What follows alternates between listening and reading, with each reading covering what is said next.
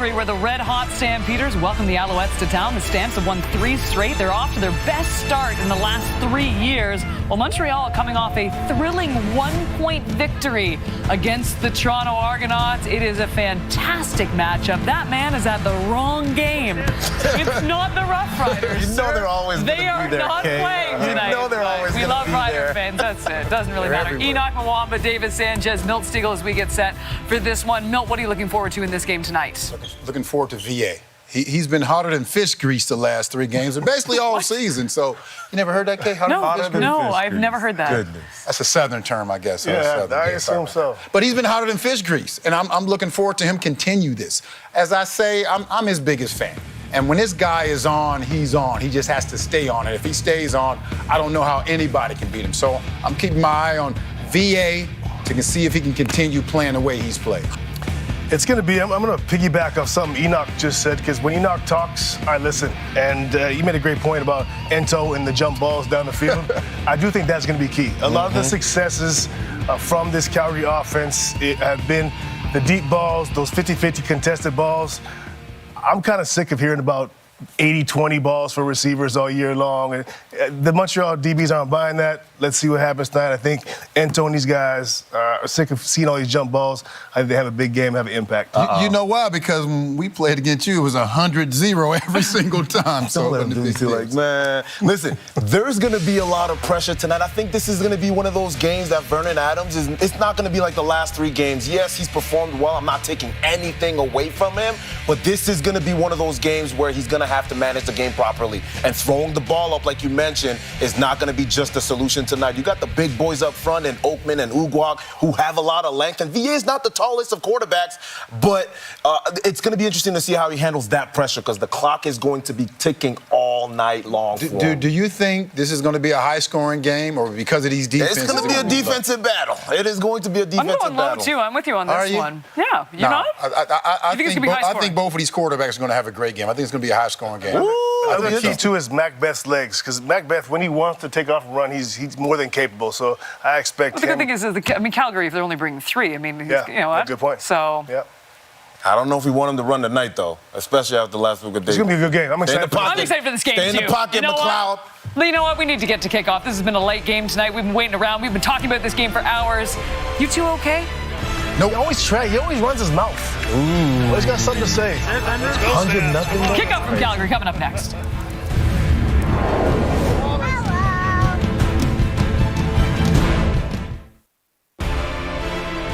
For BC, this is your chance to win big. Thanks to Save on Foods' $1 million touchdown to win. If the kickoff is returned for a touchdown, you could win groceries for a year. If 2 kickoffs are returned for touchdowns in this game, you could also win $1 million. Good luck, Jane.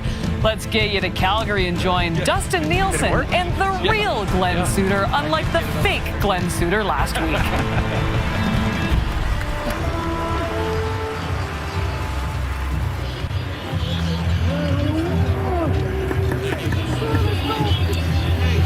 I'm going to mention how Montreal snuck a victory last week, but lost Davis Alexander. Okay, yeah. Right in there.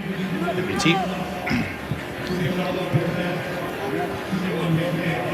Montreal, you're the visiting team. What's your choice? How do we look, Dave?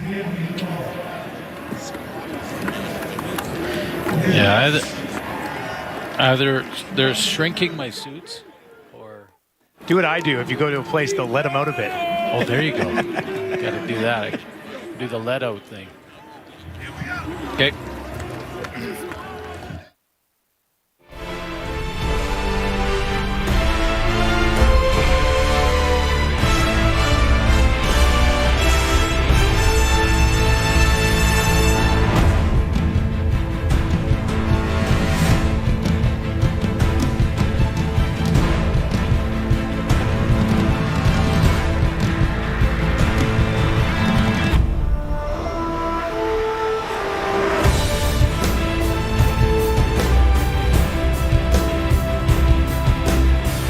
For the Montreal Alouettes, first of 2 meetings this season, and it's a beautiful night here in Calgary. 27 degrees at kickoff.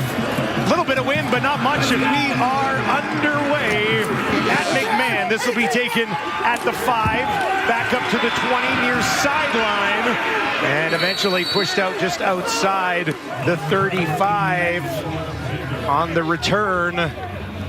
Lincoln Victor. Here's a look at MBT. Yeah, McLeod Bethel Thompson, 27 and 35 in his CFL career as a starter, 3 and 5 against the Calgary Stampeders and the different teams he's played for. And then when you think of this year, when Davis Alexander missed 2 games, the Alouettes lost both of those, but the second one was on the last second walk-off field goal by the BC Lions. McLeod Bethel Thompson really did all he needed to win that game. At 192 yards, a couple touchdowns in that game. They will start it on the ground here in Calgary. Let's take a look at this Montreal offense. The first handoff goes to Sean Thomas Erlington. A couple of games ago, Pierre-Olivier Lestage had a penalty that was detrimental to the outcome of that game for the Montreal Alouettes, and he bounced back big time last week. 99% was his grade. And how about the game of Cole Speaker, who had 129 yards receiving against the Argos. 2nd and 8 for MBT. Throwing situation, gets it away. First down as he finds Austin Mack to get the game going for Montreal. Trips into the boundary, 3 receivers into the boundary, and MBT, who is a timing thrower. I mean, this is a guy who's going to throw to a spot. He's going to throw on time. The receiving core for the Alouettes know if they just get to their spot, the ball should arrive when they come out of their break. 13 yards there to Mack. He caught 3 passes last week in that win over Toronto. Throwing again, that one in the direction of Mack. That is stopped by this Calgary defense. Jalen Hutchings has arrived in the Canadian Football League, was here in Calgary last year, but didn't get a lot of playing time. He leads the team with 4 sacks. More on him as this game goes on. I've been impressed with Jacob Roberts, who leads the defense with 31 defensive tackles. And how about the interception with Adrian Green against Winnipeg when they were on the doorstep looking to score and take the lead against the Bombers in Winnipeg, and he picked it off. His team leading 3rd interception of the campaign. MBT from the pocket with time down the field, and that is batted away right in the direction of Adrian Green. They were looking for Speaker, who had a monster game last week, 129 yards on 9 catches.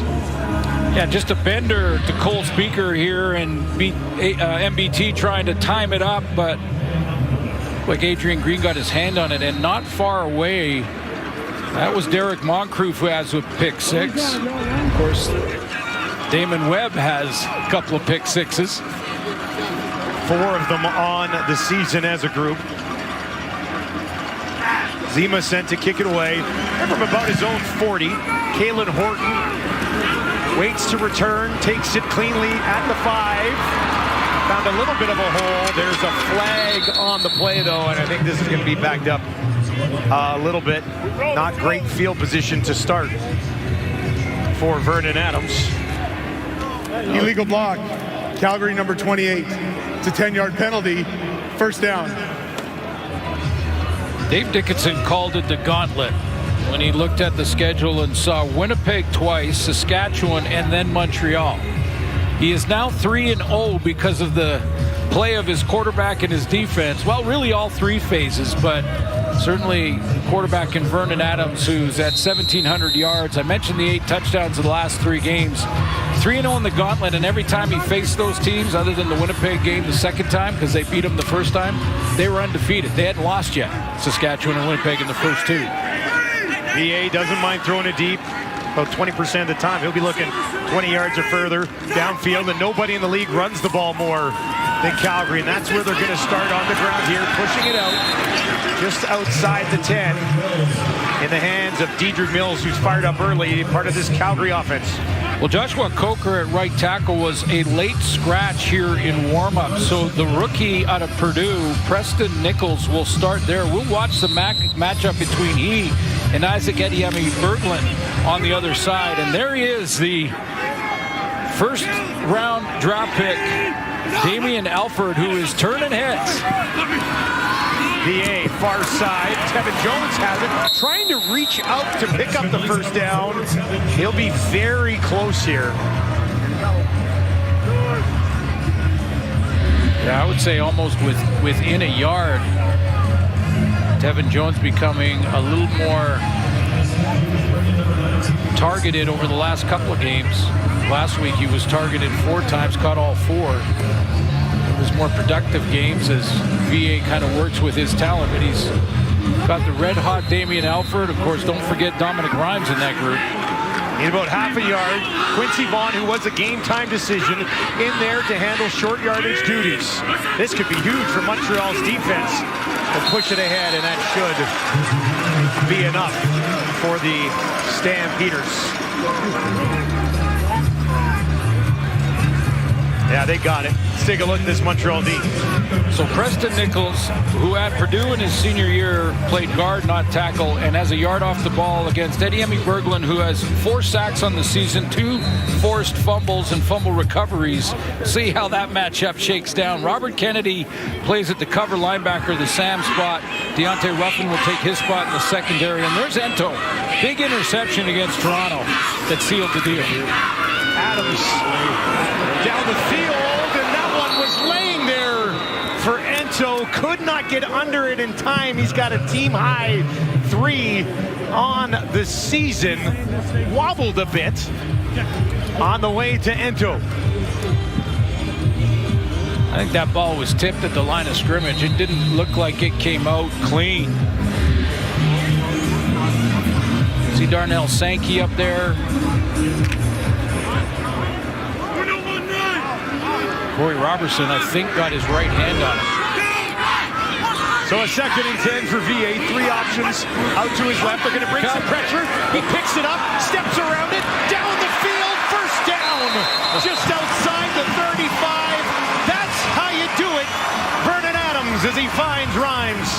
Watch him. He sidesteps the free rusher off the edge. I'll catch the number as he goes by because Vernon Adams makes a miss. Picks the wrong shoulder and cuts underneath, and Vernon Adams just bounces around him, and now it's one-on-ones, and he throws a strike, 24-yard gain to Rhymes over the middle. Has been challenged on the far sideline by Jason Moss, whether it was a catch or Montreal not. is challenging the ruling on the field. The play will be reviewed. And you know what? Right when that ball was caught, I saw VA look to his offense and say, let's go, let's go, let's go. Wanting to move quickly. Well, let's see if he used the turf to assist in this catch or not.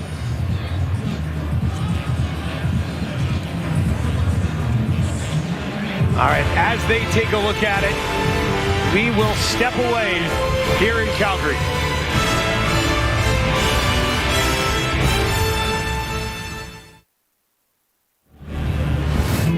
Got a chance to take a look at this catch or no catch by Dominic Rhymes over the middle. I thought live that he did make the catch. We'll see what the ruling is.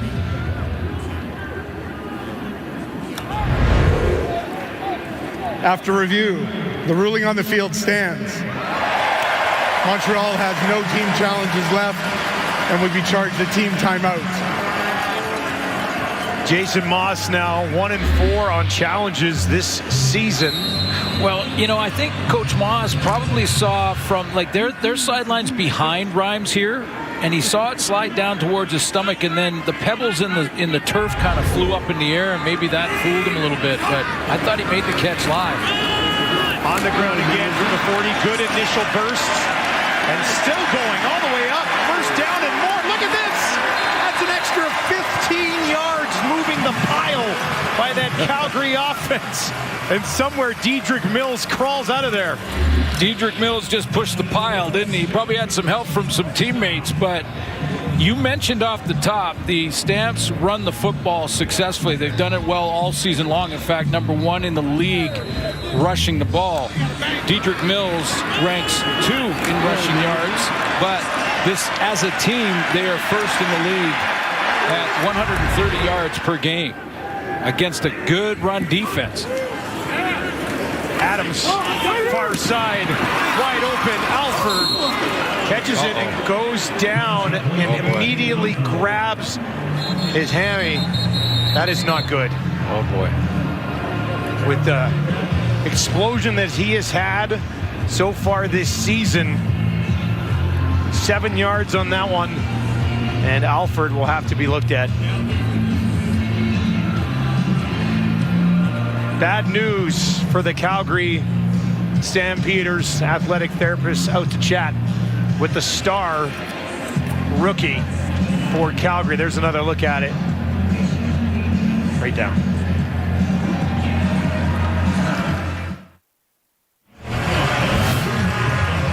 There's the outside and Damien Alford, and we've talked about his last couple of games. His last couple of games have been outstanding. 4 touchdowns in the last 2, and was down on his own. Now he walked off. Looked like he was shaking it off, so hopefully it's not too bad. And flags fly everywhere. Pre-snap this time. Procedure. Calgary number 67. That's a 5-yard penalty. Repeat first down.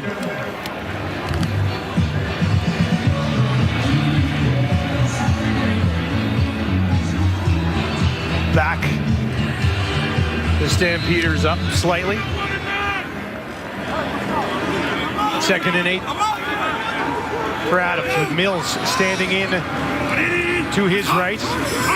Montreal sends for VA, has it deflected at the line, and it falls incomplete in front of Darnell Sankey.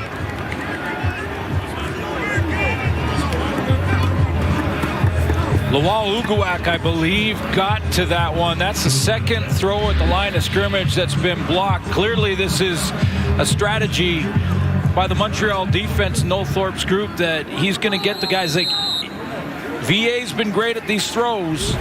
Get your hands up in the passing lane. Ball bounces, taken just inside the 5. Great coverage downfield by the Stampeders, and the return goes nowhere. MBT will have the ball when we return on TSN.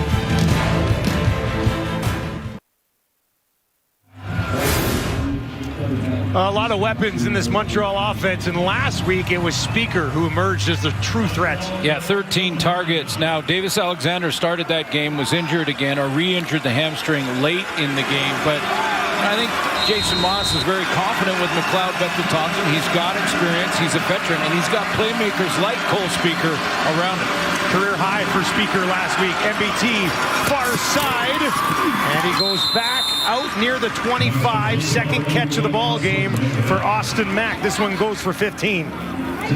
Last week, Austin Mack was back in the lineup, but he had just come off injury as well. So it usually takes a game or two for a player to settle back in, get rid of all the mental demons, and be back, you know, in his regular form. I think Austin Mack is showing early in this one that he might be there. Adrian Green on the tackle. Fresh set of downs to the Montreal 24. MBT into the flats, finds Sneed, first time today. Sneed steps out of bounds. 2-yard pickup, short one for Tyler Sneed, who had just 3 catches last week, just shy of 40 yards. He's had some big games as well, though. Yes, he has. I mean, you talk about the playmakers for this Montreal offense, but this is going to be their greatest challenge. I mean, this Calgary defense has been a huge story in the first third of the season, allowing just 7 touchdown drives in 6 games. That's great defense. 18.5 points allowed per game. Empty backfield here, setting up a screen. Far side of the field. Rambo takes it ahead. First down. He's popped, but he's got the first down. 10 yards just outside the 35, and MBT getting everybody involved early. Looking outside to Rambo. They like to play the trips to the left side of the formation. That's just a wide receiver screen. Get it set up there, but you see who hustles over there? Miles Brown. That's why this defense is playing well. When first contact on a wide receiver screen is by the interior defensive tackle. That's a big boy moving out there. He's hustling. flicker. MBT dumps it back off. There is nothing downfield, so he goes to Sneed, who's taken down by Moncrief. But my heart fluttered when the flea flicker popped its head out. Bob Slowick is the defensive coordinator of this group. You mentioned the 18.5 points a game. It's even less than that just against their defense. That's against their team. 7 touchdowns allowed in 6 games. That's first by a long shot in the CFL, and giving up 4 defensive touchdowns. So they're not only stopping teams, they're scoring on D. Montreal needs 5 here. Deep drop. MBT near side. Speaker trying to reach ahead. Probably going to end up being about a yard shy. Speaker, a little inside cut, little bang route. Look like you're going to go on a crosser, put the brakes on, and hope that Adrian Green flies on by. But got just enough to get it, well, get inches away from that first down. Yeah, it's about half a yard, if that. Evans into the game. Short yardage situation. That forward progress gets them up.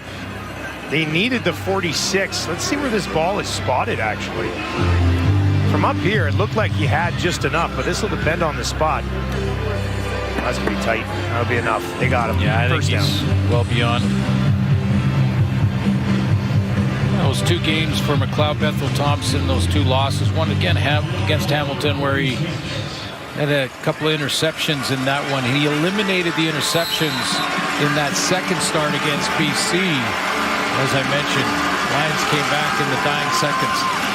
John Thomas Erlington pushing ahead. Miles Brown hooked on to him early and held on to take him down, holding him to just a 3-yard pickup on first down. Think about it. I mean, McLeod Bethel Thompson, his football journey, just, remarkable when you think of all the teams and the different leagues that he's played in and thousands of yards he's thrown for, different coordinators, but he loves this team and his head coach and Jason Moss. And as you heard in the pregame show, if you're watching that, he talked about how important this game would be to get a W for his coach. Working against the best second down defense in the league right here. A lot of time. Now he's on the run. Out to his right. Look out. And that is intercepted on the near side.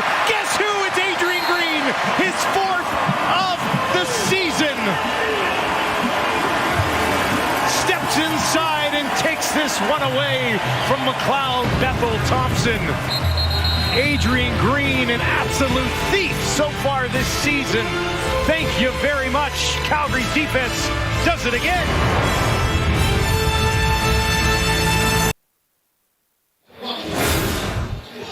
Calgary's defense with another big takeaway, getting the ball back for this man, Vernon Adams Jr. How about the last 2 years? 5-1 start with BC last year, 5-1 this year.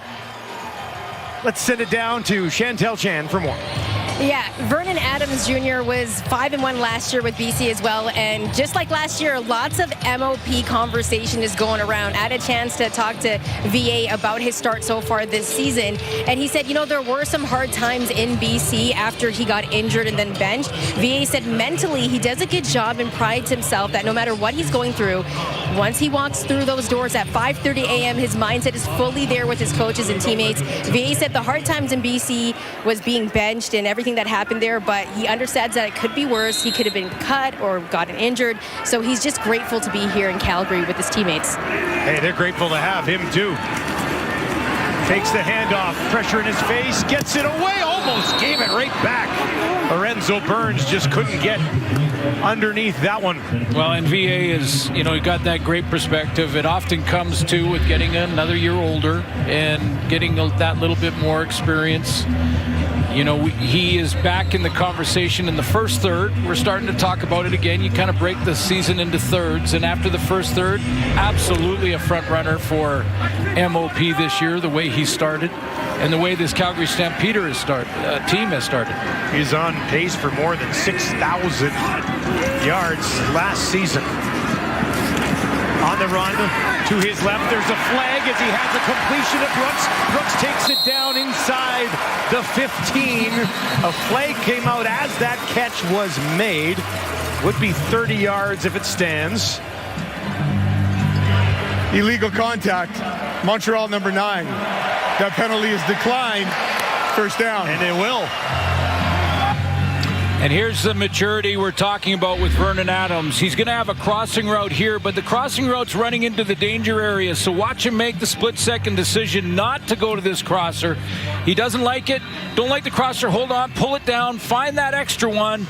And Brooks also reacted to VA scrambling with a little scramble rule. Big play. League high, 15th completion of 30 yards or more. Big play, VA indeed. This time, he finds Philpott. Philpott broke one tackle, takes it down inside the 10.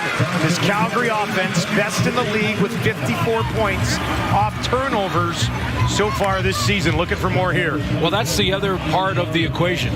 There's the turnover, and we always talk about the turnover battle, and the teams that win the turnover battle, the giveaway, takeaway, are often the teams that win. More than not, they're the teams that win. However, you got to score points off them too in the sudden change.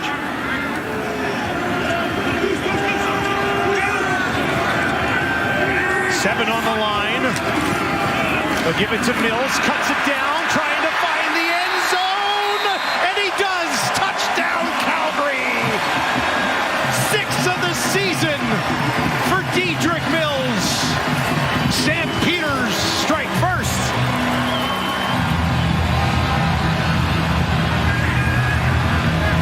Super important for Dedrick Mills to keep his eyes straight ahead.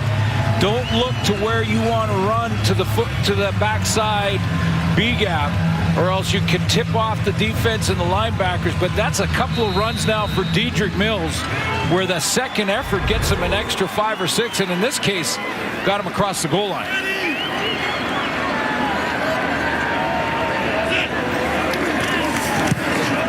And the extra point is fired wide.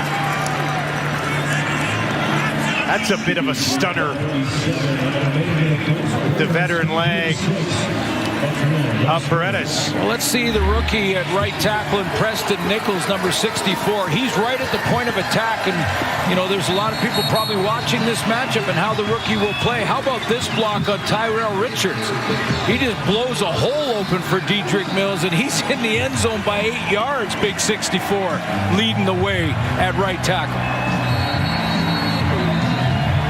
Dedrick Mills, second in the league in yards after contact, over 300 now, including this game. So when you get a piece of him, you're going to need to get the whole thing, or he will not be stopped.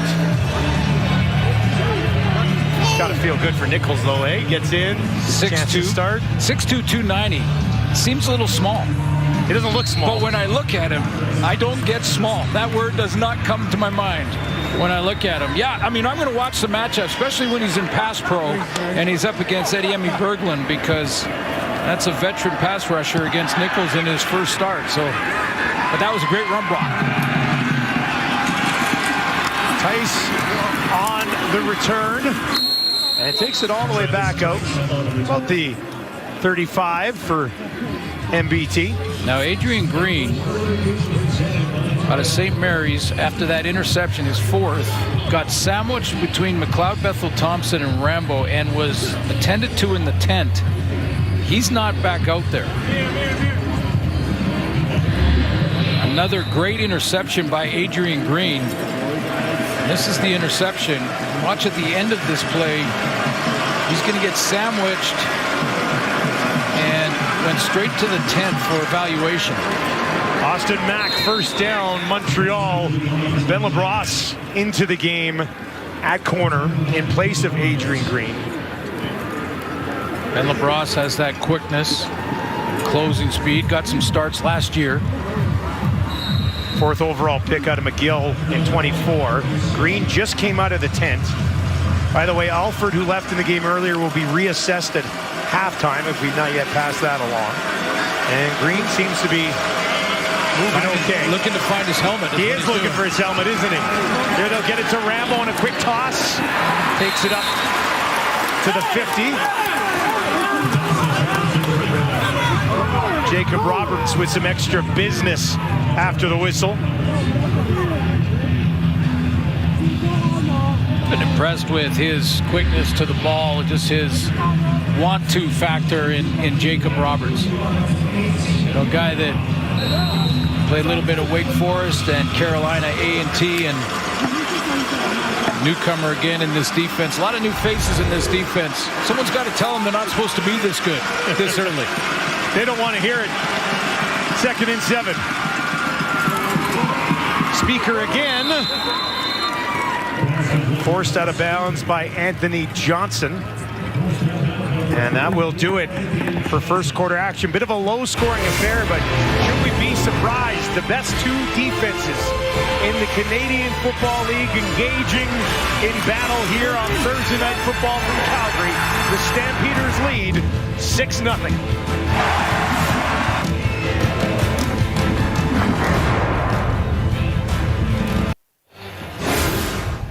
Calgary Stampeders leading 6-0 after the first quarter. Bad news is that they lost Damien Alford. He's on the sideline with an ice pack on his leg right now. The good news, though, is that they can hit you through the air or on the ground with a guy like Dedrick Mills. Yeah, that's a couple of really entertaining runs for Dedrick Mills. He only has 28 yards rushing in that first quarter. I say only, but they were spectacular runs, really.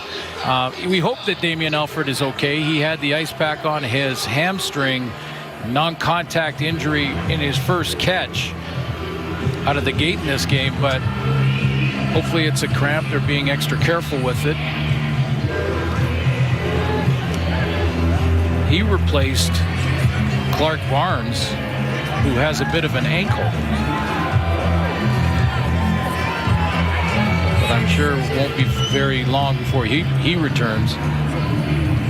But the word is that they will reassess Damien Alford at halftime. 3rd and inches. That's why you see Caleb Evans back in the game, looking to pick up first down right at midfield here for Montreal, and that will get the job done.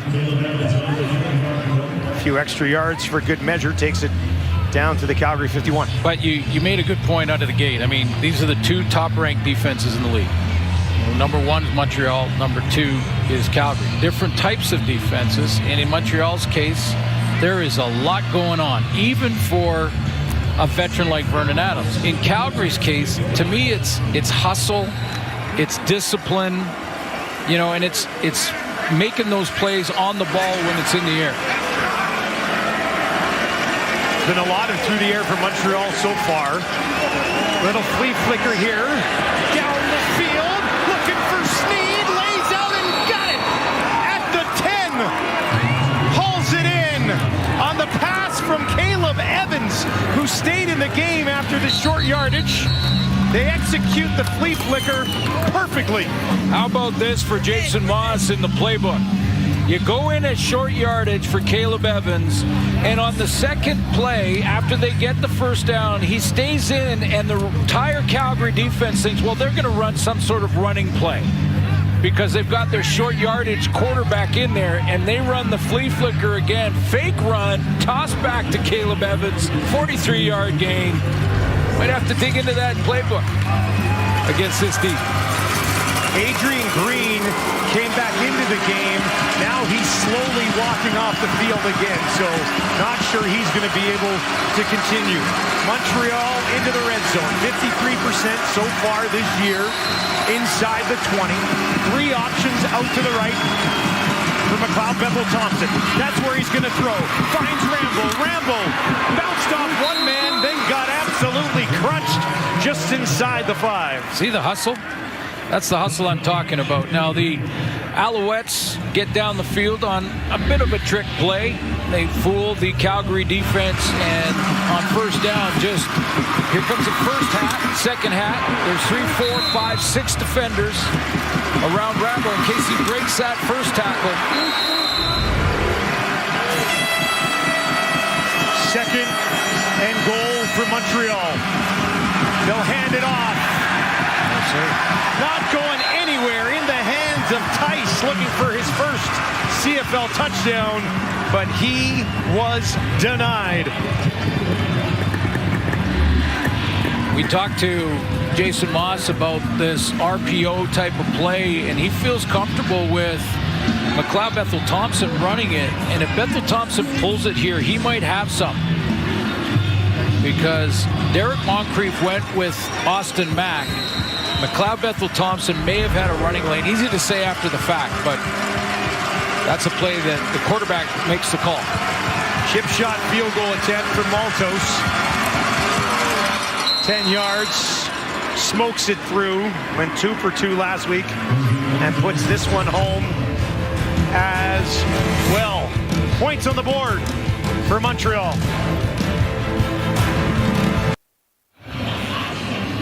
Welcome back to Calgary, where history is being made tonight at McMahon Stadium. For the first time ever, we have an all-female CFL support crew on the sidelines. Now, with the Under-18 Women's National Championship here in Calgary this week, it's a perfect opportunity for them to get some CFL experience. Here's a list of tonight's support crew. Right there at the bottom, Emily Clark, who has worked with their CFL officials for years. The leader of that group, and that's absolutely outstanding. A little history in the making here. Cool to be a part of that tonight. Adams throwing. Tevin Jones catching it. And he'll take it out for a 5-yard pickup for the Stampeders. You know, when you think about that, down on the 2-yard line, 3rd down, to me, the decision to kick that short field goal for Jason Moss was respect for the Calgary defense and what they've done in the first third of the season. And maybe what they did on 2nd down in stopping the run. And they decided, let's take the points. Got this deep into offensive territory. Let's take the points. Respect the Calgary D. The first time that Montreal has trailed after the first quarter all season. Now here's a little bit of space. Philpott rumbles it down inside the 45.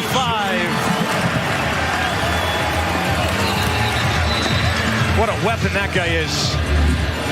Well, you can use them in so many things. The fly sweeps from one side of the formation. There's the fly sweep out right, and then watch how he just finds his way. And again, I see that lead blocker is Preston Nichols. Right tackle. Watch 64 get out here. He can move now. That's pretty good feet. See that? And you see that little spin that he did as he was he's not quite as quick as Philpott, but imagine if he was. Tell you what, that's good feet for a big man. Wesley Sutton is down on the field for the Alouettes. We'll step away from McMahon.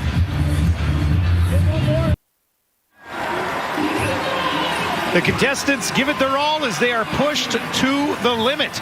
The Amazing Race Canada, all new Tuesdays on CTV. And of course, stream it the next day on Crave.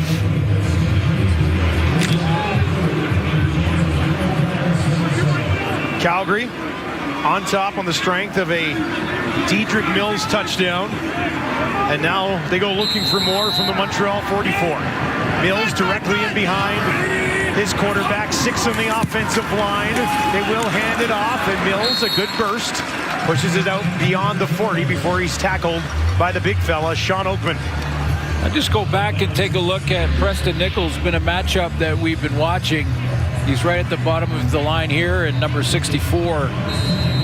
Another run play. This is when the fly sweep to Philpott. See that nice kick out block, and watch his footwork here as he spins around looking for somebody else. That's DB. That's DB-like footwork. 2nd and 5 for Adams. Tevin Jones again. First down, Calgary. Team leading 3rd catch of the game for Tevin Jones. Thought it was interesting in our talk with VA this week that he basically talked to Coach Dickinson before the season about finding some big receivers. And they found Damian Alford and drafted him, and they found Tevin Jones and, you know, Dominic Rhymes. He's not a little guy either at 6'4". It was interesting that Vernon Adams said, you know why? Because if I miss high. Don't get tall guys. Simple strategy. VA on the run to his right. Dumps it over the top. That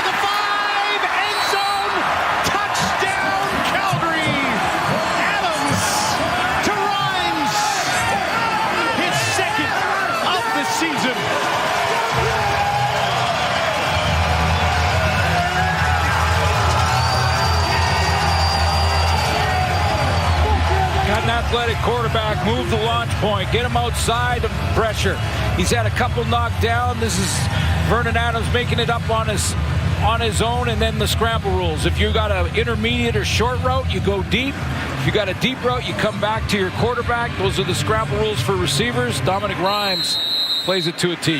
That's one of those tall guys. Didn't need to be there. Great timing and touch on that ball. Absolutely. From Vernon Adams on the run to drop it over his shoulder. Paredes, no mistake here, puts it straight through. And Calgary's lead sits at 10.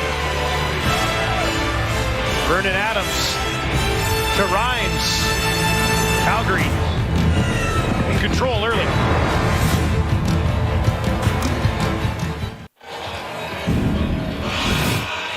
This isn't Dom Rhymes' first rodeo here in Calgary. The Stampede just over, and he's got a short curl route. Now he's got to, in the scramble rule, eventually get deep. So watch him move inside. He knows that if VA scrambles, okay, scramble rule, now I got to get deep. I got to be the deep guy because I had an intermediate curl. Now I've got to break that and get in behind coverage. He does. Vernon Adams knows exactly what he's going to do on the scramble. Finished off a 5-play, 70-yard drive that took less than 3 minutes. Efficient offensive football from Calgary. Return up the near side by the newcomer, Lincoln Victor.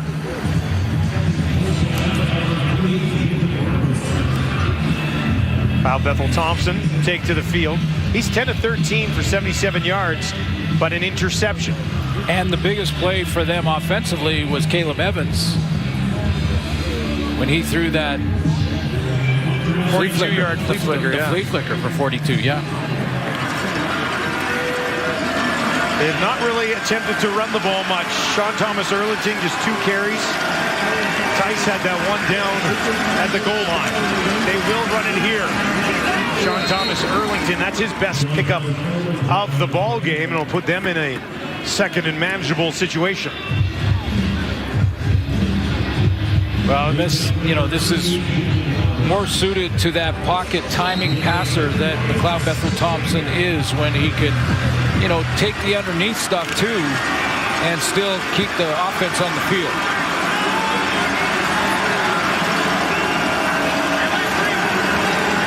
Two to the right, 2 to the left for Bethel-Thompson. Far side, coming back to the ball.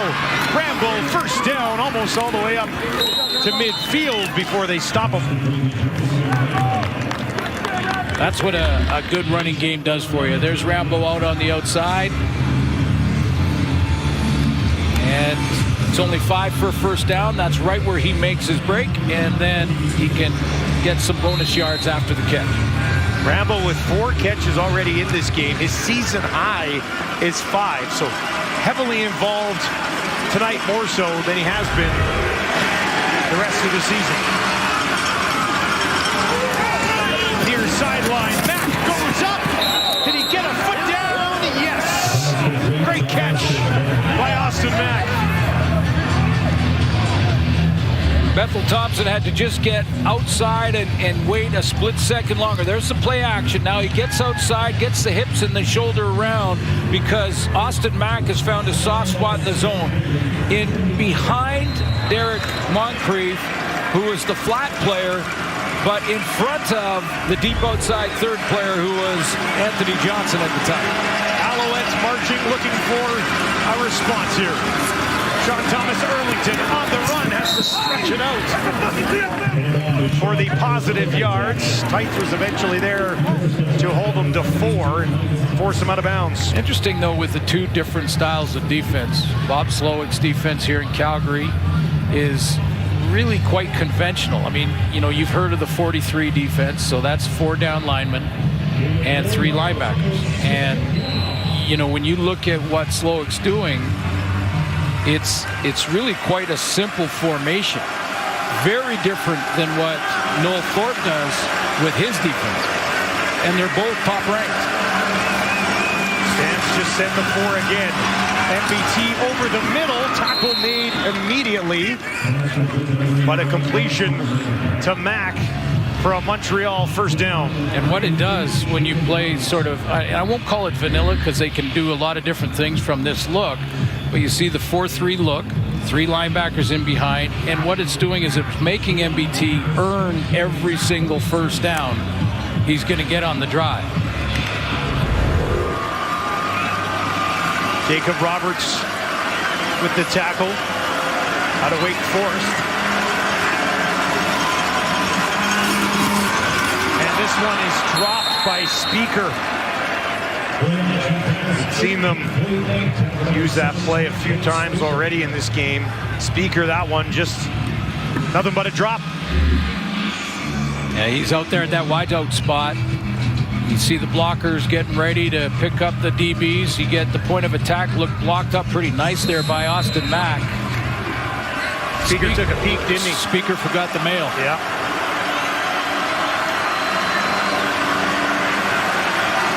Second and 10 here for MBT. Dumps it off. Sibisu takes it, cuts it inside. Another move all the way down, just outside the 5-yard line. Just his second catch of the season. Yeah, Sibisu is in the fullback spot just to the left of McLeod Bethel-Thompson, and there's only one possibility for a tackle here. He's got an escort out front. He's got a couple of linemen, and there is no other tacklers in the area. One shot with 2 blockers in front of him. Sibisu gets good yards. That's maybe their best offensive play. Back into the red zone go the Alouettes. Had to settle for a chip shot field goal last time they were here. Far side, back to Speaker. Hangs on to it this time. Bounces off some traffic and finds the end zone. Touchdown, Cole Speaker. And the Alouettes find the end zone for the first time tonight. Well, great time to respond. You feel like the game, it's early and there's lots of football to be played. There's actually a mistake made right there at the fake, but it didn't matter. The hitch was set up. Speaker gets it and does the rest on his own. Third touchdown of the season for Speaker. That leads all Montreal receivers.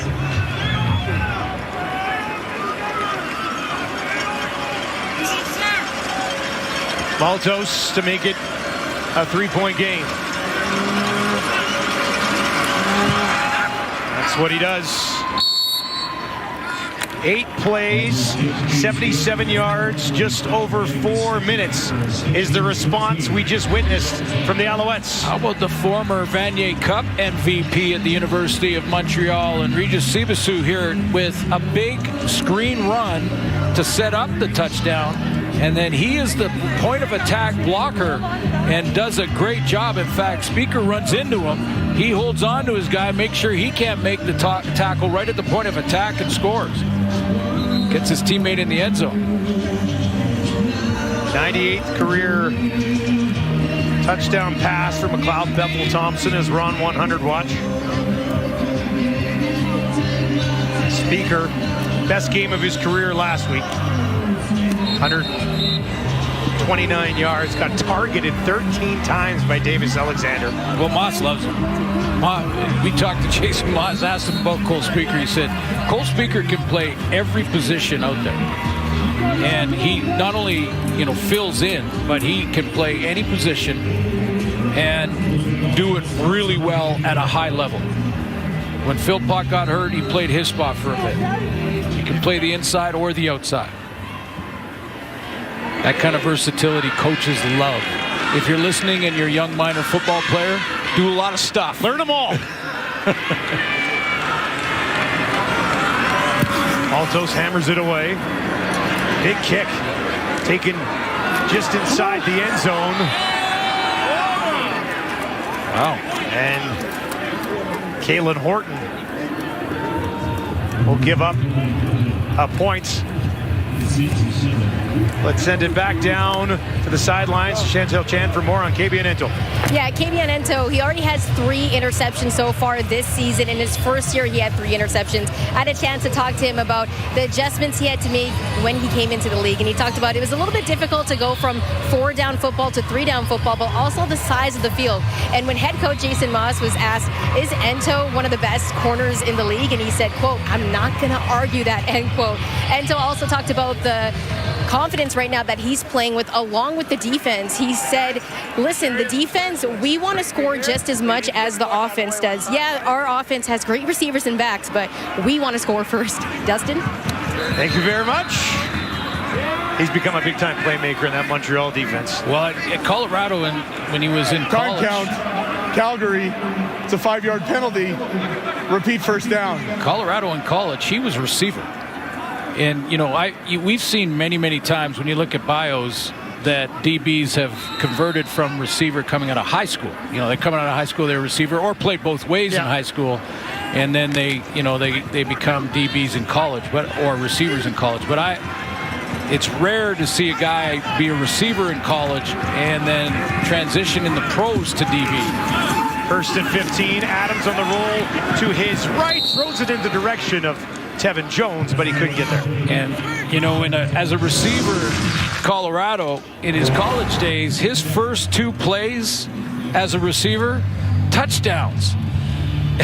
Like an over a 40-yarder where he's breaking tackles, and then a quick 19-yarder in his first 2 touches in college as a receiver. So, that can really help him in pattern reading and what a receiver is trying to do to get open when you're now playing corner. Second and long for Adams. That's deflected and falls incomplete as the Montreal defense continuing to get their arms up and causing some issues for Vernon Adams. And that is the first 2 and out of this ball game. Well, and this defense believes. Remember, they were down by 18 to the Toronto Argonauts. Defense got some stops. Another knockdown. That's 3. 3 times in this game already. The Montreal D-line has got their hands on the ball. Adiemi Berglund on that one. First punt of the game is a towering one from Bassett. Whoa. It is bobbled, but recovered, held on to, and then it's Tevin Jones down the field for the tackle on Lincoln Victor.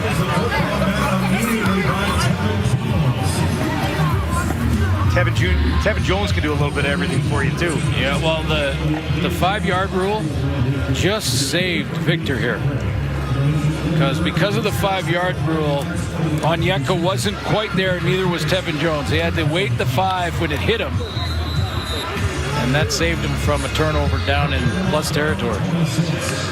Lincoln Victor is at Hawaii, finished at Washington State with Ottawa last season. Cut this year. Finds himself now in Montreal. Will hand it off to Tice. Calgary's defense stymies him once again, being thrown back by Hutchins. Different looking formation here where you've got David Delar right up here, the fullback, and there's Tice, the tailback. You bring in Tyler Sneed for some blocking help inside, and Austin Mack. It's almost like a short yardage formation with receivers and running backs. Didn't go anywhere, so it's 2nd and 10. Calgary just sends 4 this time. MBT, far side. And it's held on to by Tice. Moncrief was right there. They'll actually take a loss. And we'll have to kick it away. That'll be their first 2 and out of the ball game after the 3-yard loss. Good push down the middle by Jalen Hutchings to put some pressure on McLeod Bethel-Thompson there and get in his face. And because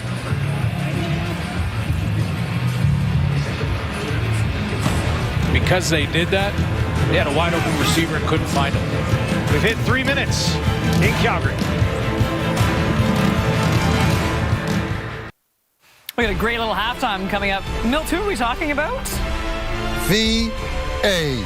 This is all he does during the game, to be quite honest. Art, the cameraman, by the way, he just ran in and did this with 5 seconds to go. Big Artie! Art. Big Art. Artie!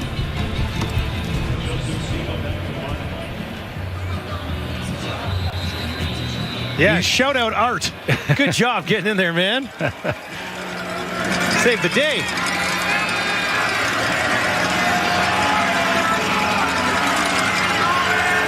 Zima on his 10. Kalen Horton waiting for this kick. He's going to take a couple steps over to his left. Corrals it after a 54-yard kick just inside the 35. Trying to find some room. And eventually, as he cut back in, he's tracked down from behind. There's a flag on the return. Sibasu, I think, with the tackle on special teams there as well. VA, VA. That's what they're That's chanting. what they were chanting. That's what they're chanting back there. Easy guy to cheer for, isn't it? Get a chance to talk to him whenever we're doing a game. And Unnecessary roughness, blindside block. Calgary number 45. 15-yard penalty. First down. Reese Blackwell, the guilty party. Just the perspective that VA brings now is refreshing. And I asked him, it seems like every quarterback throws interceptions, and I agree. I think it was Jez or might have been Milt that said in the pregame show that if VA has a bad game, and he's not having a bad game right now, but if he ever does in the future, so what? He has proven now he's elite. So all that other talk about good and bad VA can disappear now.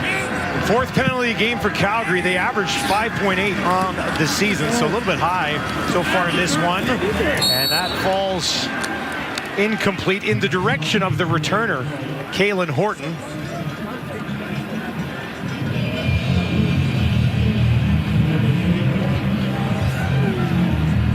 I'd like to welcome all of our viewers currently joining us on TSN 3. Just bring you up to speed. As you can see, Calgary leads 13-11. And you got here just before the end of the half, which is good news for you. You'll catch halftime. That's coming up. 2nd and 10 from the 31. VA looks to his left. A ton of time here. Finally, deep shot down the field. Almost intercepted. Philpott turned into a defender there and knocked it away from Dequoy.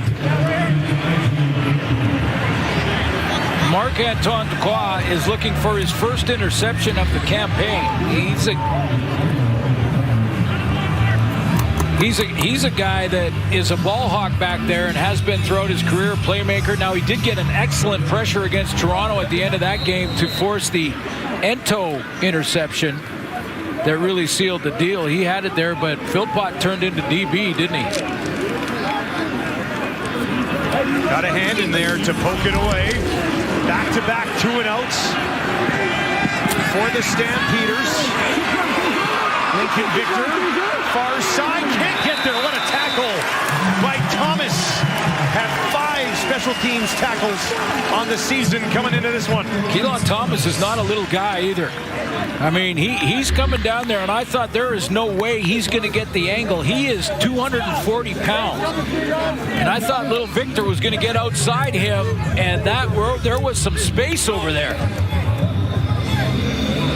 That is a great special teams tackle to extend and get there. Show some quickness for a big man at 240. Victor was probably thinking the same thing. Oh, this big guy, I got him. I got him. I got the corner. I got the edge here.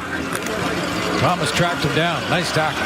Couple of minutes left to work in the half for McLeod Bethel-Thompson. The Alouettes maybe find the lead. Pressure. MBT trying to hang on to the ball. Was it just stripped away? Orimolade comes away with it. The officials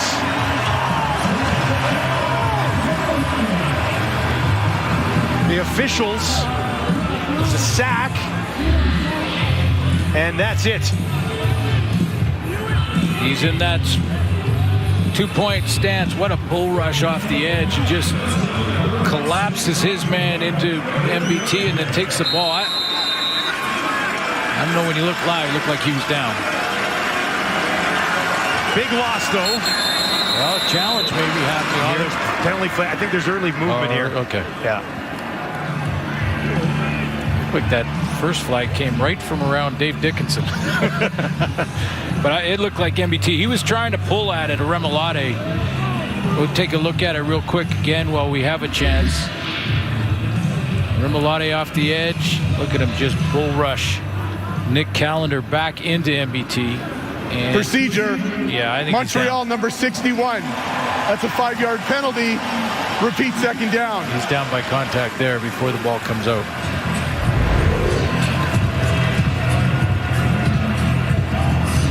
Now they're back way up. Second and 22.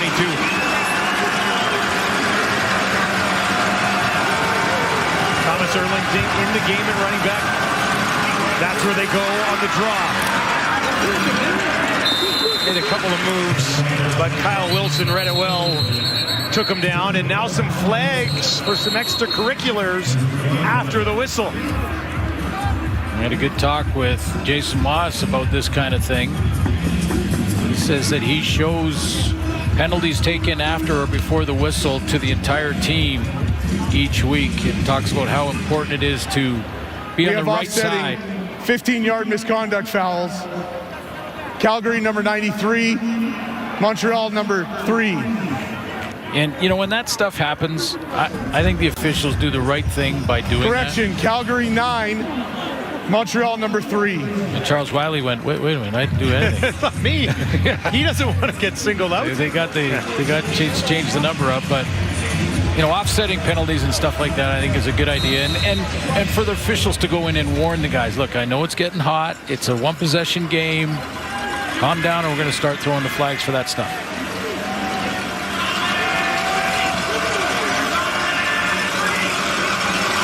Third and 18. Zima. No choice here for Montreal but to kick it away. This will hang up there. 60-yard kick. Horton takes it. Around the 20, about a 10-yard return. We were talking to Jason Moss about sort of the formula to win, and you know, when he's done his research and has all the experience that he has as a quarterback and a coach, he said, you know, penalties and that turnover battle. The turnover battle and being low on penalties. These two teams are the best two teams in the league when it comes to fewest penalty yards per game.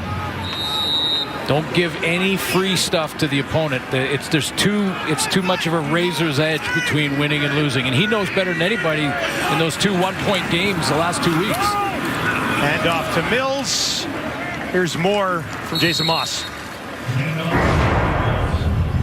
The teams that get to the Grey Cup, or at least are in the top of their division, have great turnover margin and great penalty average. And right now, Calgary's, you know, right up there, and so are we. And, you know, I just think that's a very important thing, but it has to be coached, it has to be cared for all the time by everybody on the team. And, you know, I know they've done a great job of it up to this point, and so are we. We're right behind them in the penalty department. It's very close. It's a half a play. And we talk a lot about 1 play can decide a game or 6 plays can decide a game. Well, that half a play matters. And so in this game, we got to be more disciplined then.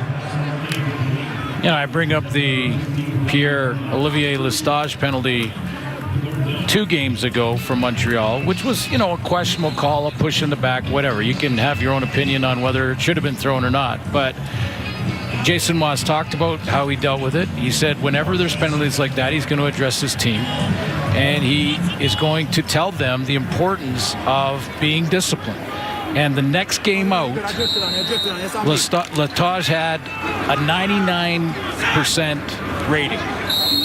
They're grading all the guys, and he couldn't get much better in the very next game, showing great discipline and leading by example. This penalty's going to hurt because it's going to be a first down for Calgary. Montreal number 24. That's a 5-yard penalty. Result of first down. That is Dequoy, the veteran all-star. Now, that, and I'm not defending Dequoy, but that's a different type of penalty. The in-game penalty, the holding or the offsides, those ones are going to happen. You don't want them to, obviously, but they're going to. It's the after-curricular stuff that he was talking about. Oh, can Calgary make them pay with 64 seconds left? Adams taken down incomplete. That is 6 straight incompletions from Vernon Adams Jr. Let's take a look at this penalty. Well, let's take a look at the penalty. Quaz down here at the bottom. That's exactly where he was when he made the play against Toronto on the blitz, and he sort of tried to anticipate the snap count, jumped into the neutral zone, and 2nd and long. See if he can make amends here. Since that second touchdown pass, or since his touchdown pass, Adams does not have a completion. He'll look to change that right here.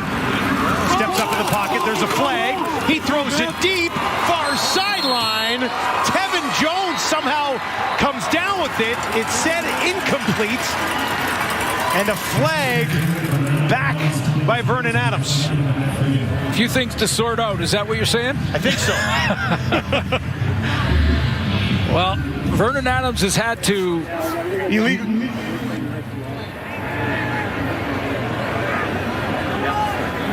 He's had to negotiate that pocket a few times now and had a few blocked. I think Tevin, well, he must have been out of bounds.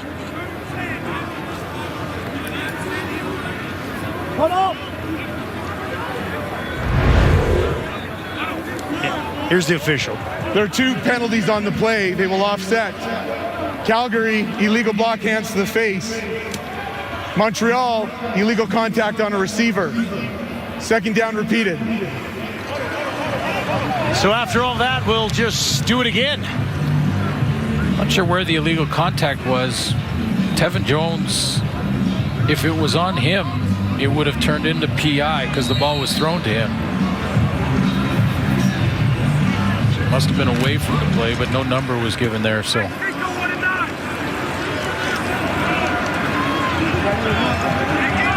Montreal shows pressure, a lot of it. We'll see if they back off. Jones broken up. Ento was right there, got a hand on it. that's what I talk about the difference. Remember the 34 look in the Calgary defense? This was a everyone on the line of scrimmage look. The DBs know that the quarterback, when you're playing everyone on the line, is thinking hot route. Got to get it out because you can't block them all. And the DBs like Ento can then jump those quick slants. But are susceptible to a double move if VA can scramble and buy some time. No help. And no help. Situation. Zero help. Bassett. Kick to the far sideline. That bounces all the way back up. Boshaman is able to get on top of it for the Alouettes. 35 seconds left. Feels like it's been a bit of a long final 3 minutes of the half. I think I jinxed it when I said that's the first 2 and out. There's only 4 minutes left. It's been tough stretch for VA. He doesn't have a completion since the touchdown. No yards. Calgary number 42. That's a 15-yard penalty. 1st down. Wow. But look at this, 15-yard penalty. And you can attempt a field goal from here if you had to, but still some time to move this closer. Yeah, time for at least 2, maybe 3 plays. So after the kick and the penalty, it's only a difference of 6 yards from where Calgary had the ball. And I bet both coaches are going to remind them about the penalties. On the ground. Haven't seen much of this tonight, but that's a good one. That's their best pickup on the ground in this game, 8 yards. So we just say and show you a board showing how they're the 2 most disciplined penalty teams in the league when it comes to penalties, and that they are lowest in average yards and penalties per game. And then they go ahead and get 12 penalties combined in the first half. And then we talk about VA's start to the season. And then he doesn't complete a pass for how many in a row? He's 8 of 18 right now, which is well below his season averages. MBT, and out on the far side, Speakers got it. That's a 1st down for the Alouettes. 10 on the clock. Well, you can take a shot, but you don't want to waste the opportunity here to get 3 at least. Take a shot. You certainly don't want to lose the opportunity if you don't complete this.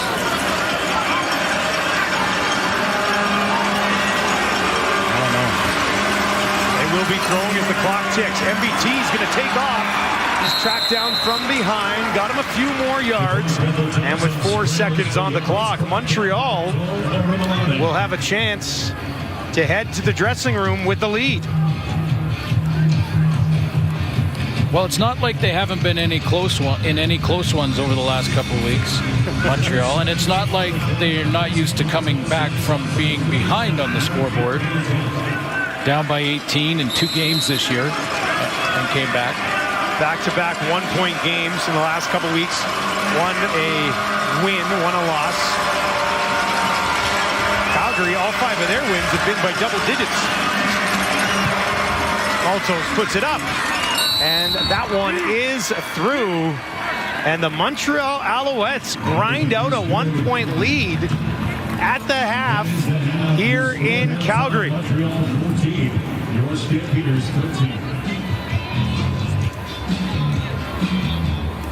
A huge game last week for Cole Speaker, and he's found the end zone again here this evening.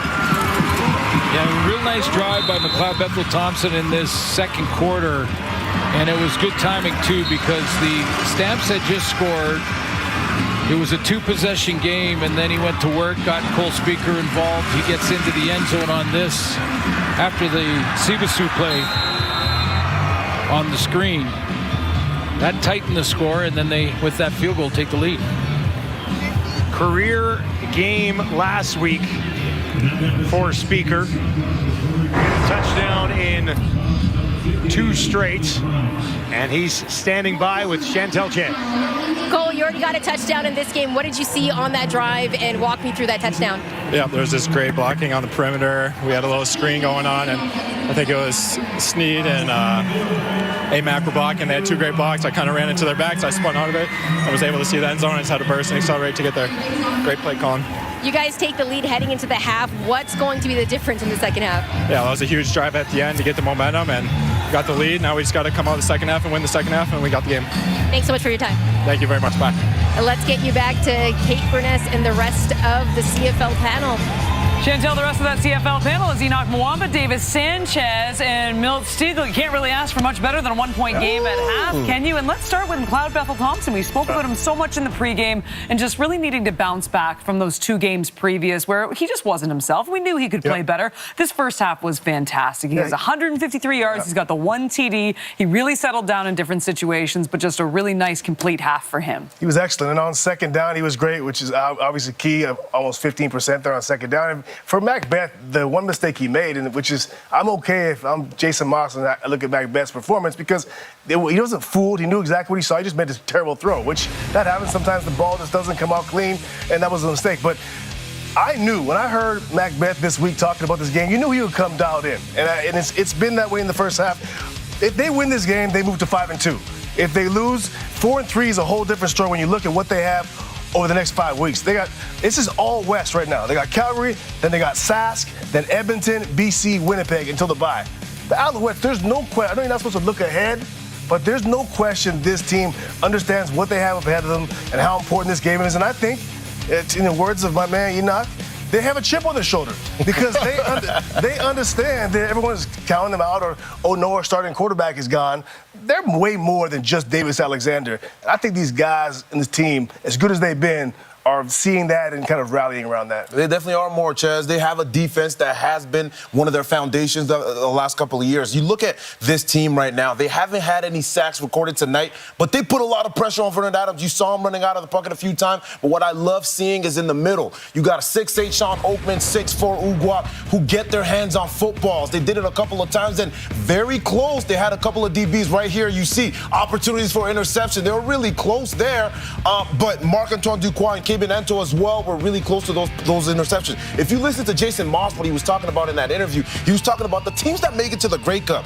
They have to have good turnover margin and low penalties. Right now, they haven't gotten their hands on the ball as far as interception is concerned for this defense, but they're getting really close. And penalties, you look at the difference, 4 penalties for 35 for Montreal and 7 for 71. They're on the right track right now. I'm looking for Northrop to heat up Vernon Adams a little bit more and make good on those. Yeah, agreed. You know what? VA's been good. I mean, he's not been as good as we've seen him in, obviously, games past. 116, 1 TD. I mean, he hasn't hurt the team, but just like, especially there's been no momentum at the end of that half for sure. But, I mean, we can see some adjustments being made in the second half for him. Yeah, without a doubt, as you mentioned, Montreal, that defense kind of settled down in that latter part of that second quarter, and they pretty much shut out VA. But early on, he was really on one. And VA has been in the league for 9 years, but you can see him still maturing. You can see him being able to not having to take off and use his legs. You can see him getting out of the pocket and looking down the field and making plays with his arms. In years past, VA would have took off on that play. He would have tried to use his legs instead of settling down and realizing that he has guys downfield can make plays. Another play right here. He gets flushed out of the pocket, but he keeps his eyes down the field. So that is VA still maturing. Yes, as I mentioned, he's in his 9th year. He has athletic ability. We know he can run, but he also realizes what's going to get his team to a championship, and that's him being a quarterback, throwing the ball. Of course, they still want him to run the ball, but when he can make plays like that, not turn the ball over with that defense, they have a great opportunity to win some games. It's also going to be interesting to see what kind of adjustments they're going to do, especially going forward with the loss of Damon Alford right now, and how they're going to change the way that they attack this defense, especially like we talked about pregame. VA likes that long ball, especially with Damon Alford, right? Yeah. If you think that Northrop decides to heat them up a little more in the second half? Absolutely. Yeah. Absolutely. You talk about that play right there where VA stepped up. Very cool, calm, and collected in the face of pressure. He steps up. He finds a way to make a throw down the field. Right. But I'm thinking Northrop is coming right back to that same play so that the play can be made in the backfield. This is where they have to get Mills involved. He has 5 carries for 39 yards.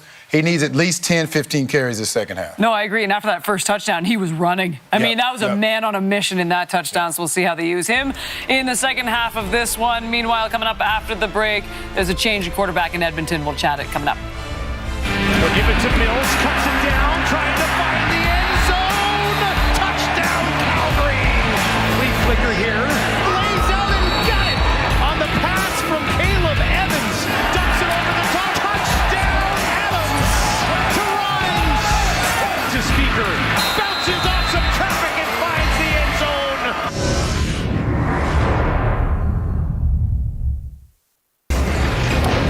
The Elks of Dame Cody Fajardo, their starter for Friday's game against the Rough Riders. He replaces Trey Ford after the Canadian threw for just 34 yards and a pick in week number 6. Elks are 1-4 to start the season with Ford under center and minimal action this season. Fajardo 9 for 11 with 107 yards and a touchdown. So Cody now goes into Regina as the starter. Look, you could go either way on this decision, Enoch, but at the end of the day, the 34 yards, we know he's athletic, but it's just not being able to have a lot of those deep passes or read defenses right now, and the decision had to be made by Mark Killam. Yeah, I don't love it personally. I feel like he should have had a little bit more time, and only for the simple fact that you committed to him, you gave him the contract, and you told him at the beginning of the season that this is going to be his team, and now that you get into the season and things like this happen, you knew what he was. You knew who he was when the season started, and now you're changing decisions. And so to me, I say you go through the growing pains and you leave them and let them be. However, this is a decision that they've made and they have to live with it now. I mean, look, I'm going to say this, and I know we don't have all that much time to flesh this one out, but I will mention, look at last year and look at the offensive minds that were in Edmonton looking at the quarterback play. G. Simon, Jarius Jackson. Those guys have been around this league an awful long time. Mm-hmm. They obviously saw all the great special plays that you saw from Trey, that we all saw. They weren't going to make the playoffs. You don't think there was a reason why that they were going with Cody Fajardo? There was a reason why. Or no, Macbeth at the time. The reason why they go Macbeth. So that to me, that just showed something. And I just think those who look back on now saw something. It doesn't mean Trey can't be great. Just means that he wasn't ready then and he's not ready now. Agree with this decision 100%. You can't think about what the future holds. This team needs to win right now, and Cody Fajardo gives them the best chance. They can't be thinking about next year or next week. They got to win How right now. much of a chance, Mill? Are they going to playoff this year? They're 1-4, Enoch. They got the worst offense in the CFL. To beat in the West well, they're going to division? find out now. Yeah, they're going to find out. Too many teams. Calgary, BC. They're going to find out now. Winnipeg? I don't think so. So you don't think they have a better opportunity now with Cody? I mean, they might win tonight, but not the playoffs. I don't know about the playoffs. They're worrying about right now, Enoch. That's what they're concerned with right now. They're not thinking about the playoffs. They're not winning. By the way, did anyone's phone go off? Did Siri just say, sorry, I don't understand? Was Siri chiming in there saying that she doesn't understand? Siri doesn't agree with Milt. I don't even know who Siri is. Everyone yelling. Of course you don't know who Siri is. Siri? Oh, it's not a rotary phone.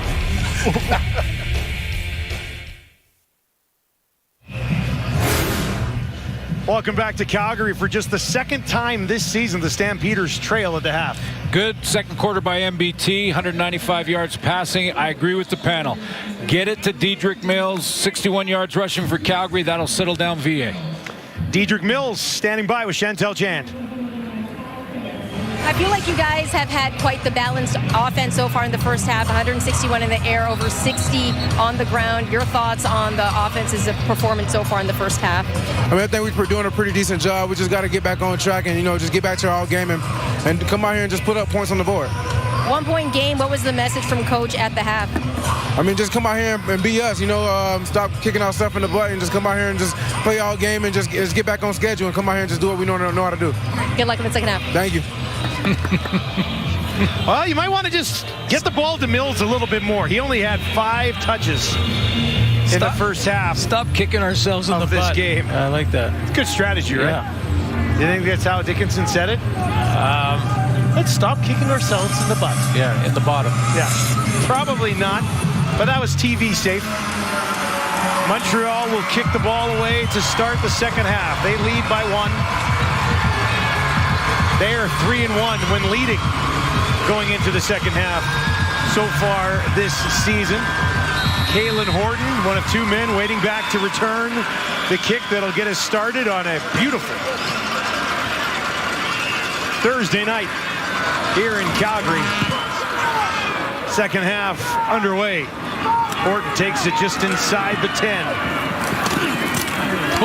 Stopped just shy of the 30 in his tracks, and a flag to start the half. Right at the end of it.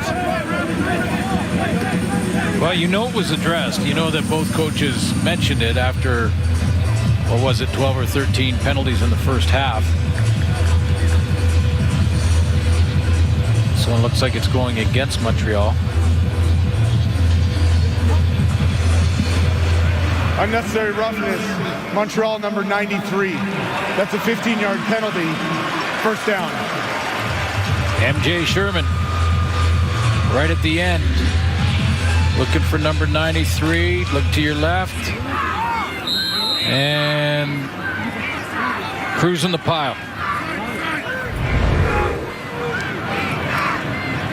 Drive will start on the 45 for Vernon Adams. They will give it to Mills, and he is going to push it ahead. Looks like close to 6 for Mills, averaging just over 5 so far this year. I think when Mills is going, that's when their offense can really fire on all cylinders. And they started with him in the first quarter, but kind of went away from it late in the second half, or late in the second quarter. And struggled getting traction offensively in the second quarter.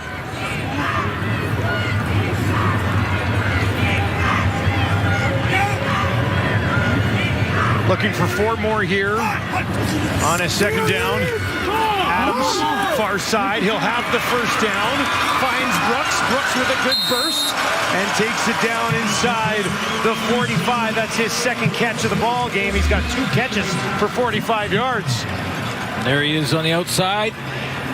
Just going to, in the middle of that trips, quick out.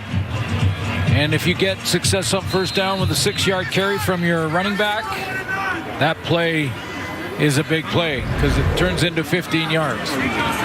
4 receivers out to the wide side left for Adams here. Now they'll bring him inside to help protect and block, and it works as Mills takes it ahead. At least 8 on that drive. Leading rusher in the league right now is James Butler with the BC Lions. Dedrick Mills is in that number 2 spot coming in. And you see the extra game played. So you're really wanting to look at average rushing yards per game as well as these stats, just the overall numbers and who's in first. But Dedrick Mills still looking for that 100-yard game, although 3 of his games have been over 90. He's been close. Yeah.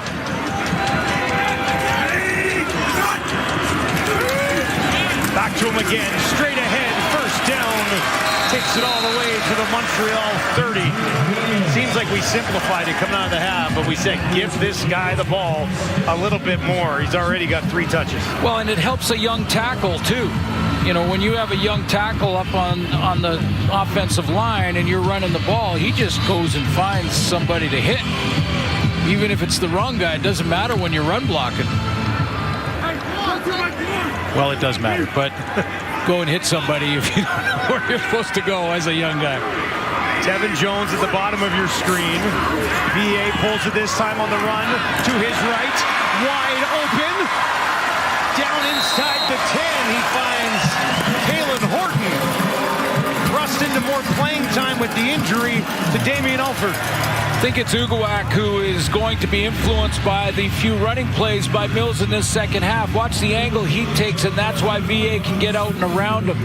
If he is going to play pass here, he doesn't have to mess with Philpott there. He stays wide, and he cuts VA from getting outside and has to throw it through the D lineman. This time, he does get it outside in the free lane, and easy throw and catch. Second trip to the red zone today for Calgary. It'll be first and goal from the Montreal 9. Mills stands in behind VA. They'll give it to him. Far side. Mills barreling his way towards the end zone. He's in. Touchdown, Dedrick Mills. Would not be stopped on this drive. Well, it's the inspiration that 26 is bringing too, and he did it in the first half, but he just didn't do it enough. He had a couple of carries, and in those carries, he got his teammates fired up, even the guys on the bench that are watching, that are on defense or special teams. When the guy's breaking 4 or 5 tackles and moving the pile 6 yards, that gets the whole team jacked. Another exciting run. Maybe Kate made a call to Dave Dickinson, because I heard her say it immediately on the panel, saying, hey, what, isn't Dedrick Mills? He had some real exciting runs in that first half. Went right to him. 7th touchdown of the year for Mills. They will go for 2. Adams looking to the end zone, turning around and hauling it in. Brooks gets it done.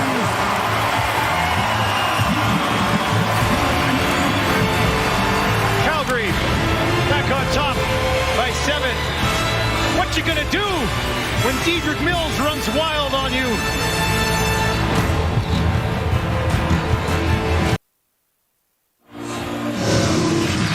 Let's call it the Kate Burness drive, because she asked for Dedrick Mills. She got Dedrick Mills. It started out with a little throw to the outside, but it was Mills for 29 yards on this drive for a touchdown for Calgary. Remember, he only had 39 yards in the first half in 2 quarters, and in 1 drive he had 29. So they were listening to the panel. And there's your 2-point convert to make it a 7-point game. 4 carries on that drive for Mills after just 5 in the opening half. Victor on the return. Spin move upended just outside the 30. So a 6-play, 65-yard drive to start the half for Calgary to retake the lead. MBT, pretty good first half, 17-21. 153, touchdown, interception. By the way, Adrian Green, who had that interception, Chantel has told us Adrian Green will not return to the game. Damien Alford officially will not return to the game. Calgary will have to find a way without 2 of their biggest stars. John Thomas Erlington on the ground. A little bit of a hurdle before Remalade wraps him up, takes him down. You know, another guy that inspires when he runs. I mean, you know, it's one thing to, you know, get 4 or 5 from your running back on first down. It's another win when he does it the hard way, because the team gets fired up and you start to get some D linemen on their heels a little bit. Check and run first before they get in their pass rush mode, and that gives your quarterback an extra second. Montreal's offense looking for a couple more here. Back on the ground again. And Thomas Erlington will be stopped about a yard short. And it'll be 3rd and 1. Looks like this is a full yard too. No hesitation. Evans into the game. Now he stayed in for 2 plays on short yardage in the first half. And what did he give us? The flea flicker. Flea flicker for 42 on that first down after his short yardage play. 3rd time in the game that they've gone for it. On 3rd down. Evans trying to push ahead. Oh boy! Maybe that last effort, but I'm not sure. It was definitely not. Oh no, they're going to call it a first down. I thought it was a little bit closer than that. Well, they have been close. There's been a few of them close in this game, and a few close all year when we look at these short yardage plays. And here, here's just a kind of wishful thinking to all offensive coordinators listening. Let's at times take a little bit of a gamble. Maybe not deep in your own end. Take a bit of a gamble in short yardage. One time goal that you're going to fake it up into the line, drop back, and throw a deep ball. And yes, it could be incomplete and you give up on a set of downs, but this load everybody in the line of scrimmage and push your quarterback forward cost the team down the road at some point. You do it once and everybody has to game plan against it. Keep you on your toes. Thomas Erlington is down here, and we will step aside from McMahon.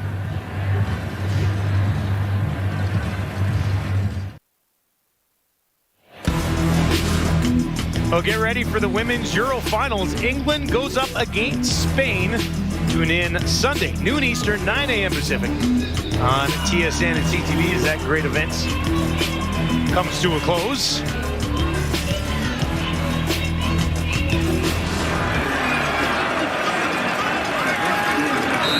Travis Tice in the game at running back, bouncing around from left to right next to MBT. Neville Thompson hit as he throws down the field, looking for Rambo, but it falls incomplete. Miles Brown in the face of the quarterback of the Alouettes. Good push up the middle. I've seen a couple of times. Either it's Miles Brown or Jalen Hutchings who's got the good push, and McLeod Bethel Thompson late in the first half had a wide open receiver on a busted coverage but couldn't throw it because of Hutchings in his face. That time he couldn't throw it accurately because Miles Brown was right in his kitchen. Zima called into work again, averaging just under 47 yards per punt this season. This is taken by Brooks on the return. Sidestep one man and then is taken down just outside the 30. That's his first return of the ball game. And look at that shot. Like we said, beautiful Thursday night in Calgary.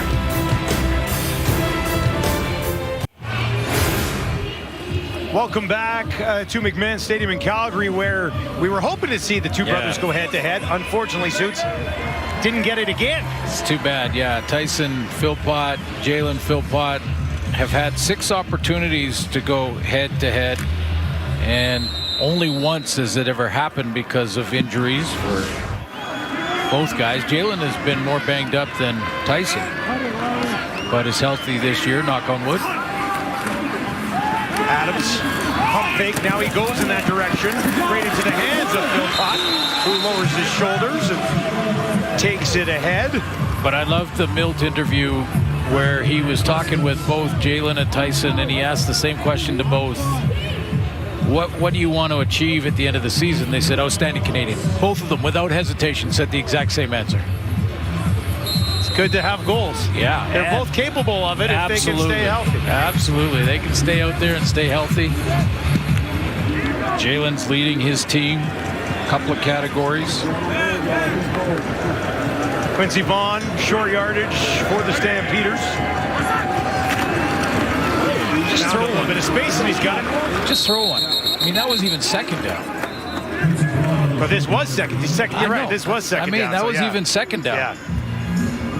Still have a chance if it's incomplete. He played quarterback a lot of these guys are quarterbacks. He played quarterback for a couple of years in college.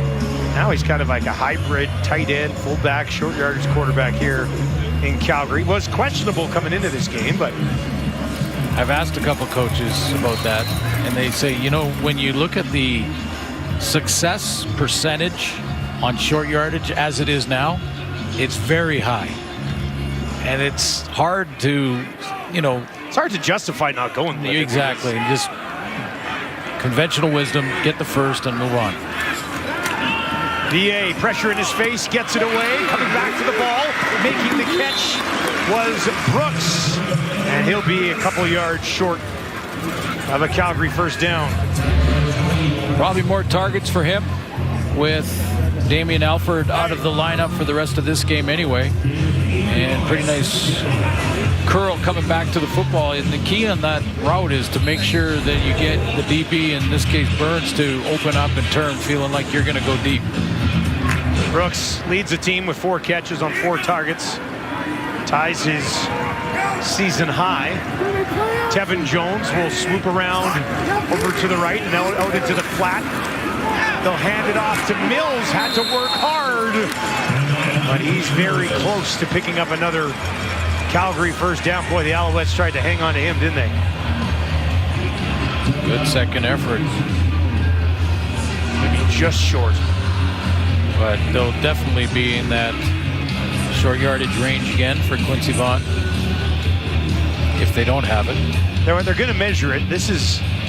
You thought right they should have measured the last one. I thought the other one was signaled first down too quickly. I thought they were going to measure that one. This one from up here doesn't look like they're going to get it. I could be way off, but I don't know about this. I mean, you can tell right now. There's too much slack in that line. When that happens, when all that slack is in the line, you're losing your coho. I'm telling you, you got to keep that tip up. Keep your rod. Is that the key? Oh, yeah. Keep that line tight. You get slack like that, he'll jump and throw the hook immediately. So 3rd and inches.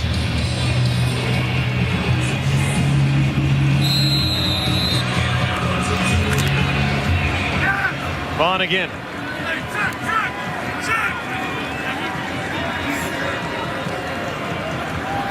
They don't need much. That's a first down for Calgary as they work the ball up to midfield here with a 7-point lead in the 3rd quarter. Just look at this detailed attention. Look at all the defenders just locked into this one little thing right here. Okay, it's like you get a receiver out in a hurry. Dequoy is chasing. He's going to have to chase from behind to try and catch a receiver. Fake like you're going in, drop out of there, and throw a deep ball. That might have been the most arrows I've ever seen you use on the telestrator. That was new record. You fit them all in. That was good.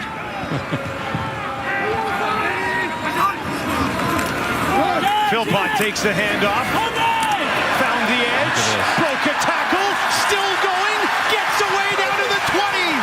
Finally the 15, but there's a flag back at the 45. Flag came out late, which would indicate it's probably an illegal block of some kind against Calgary. But we're just wondering when it happened. Calgary number 15. 10-yard penalty. Repeat first down. Well, that's Dom Rhymes, one of his fellow receivers. That's Rhymes right there. And it was at the point of attack. That's Beverett. Yeah, there's no question that's a penalty. I mean, at some point, the first contact and the hands around the outside probably get away with, but as soon as he turned Beverett, and then pulled him down with him, that's where the flag comes up. Lost yards plus the penalty, about 56-yard difference. Big swing. VA 1st and 20.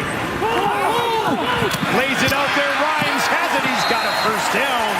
They get it back inside the 45. Third catch of the game for Rhymes.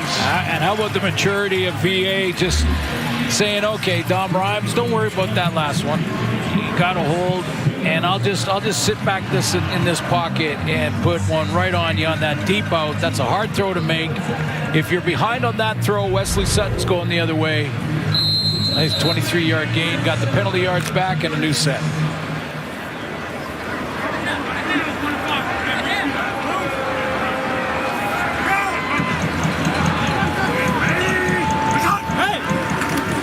Adams tucks it into the belly of Mills. Ball pops out. Alouettes are on it. Is that Darnell Sankey recovering the Mills fumble? It is.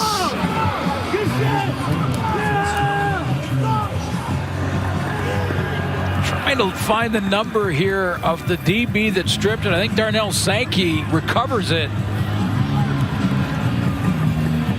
Well, it looked like Mills might have had something big going. He had a great burst, popped through the first level, and then the ball pops out. Here's a look at it. Uguak forcing that fumble.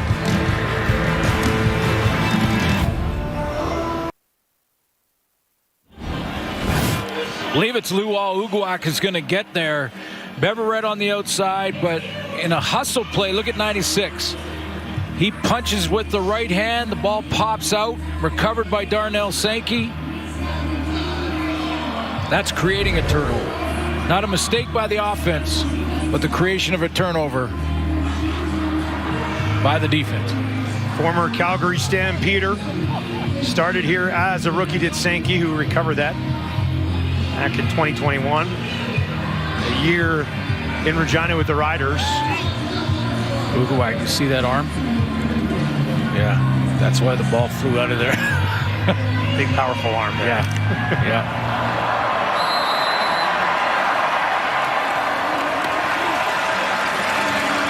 Montreal takes over on their own 39.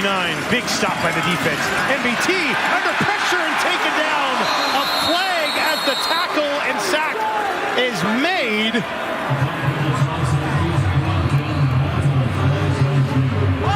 worry about it.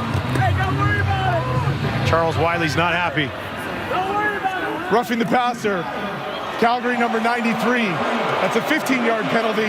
Automatic first down. Yeah, this is a horse collar, roughing the passer type of play.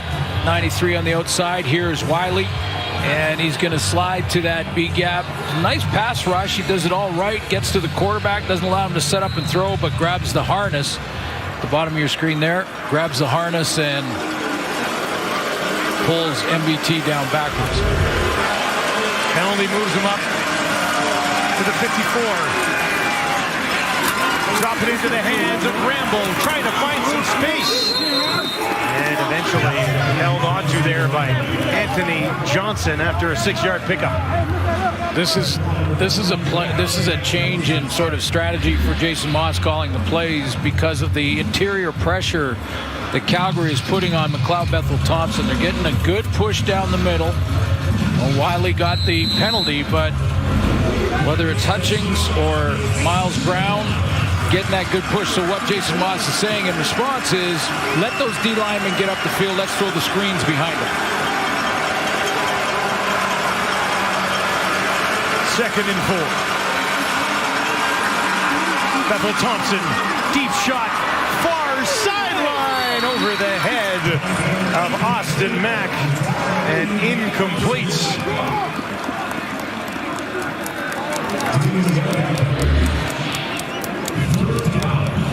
Wrong guy, inside guy. There we go.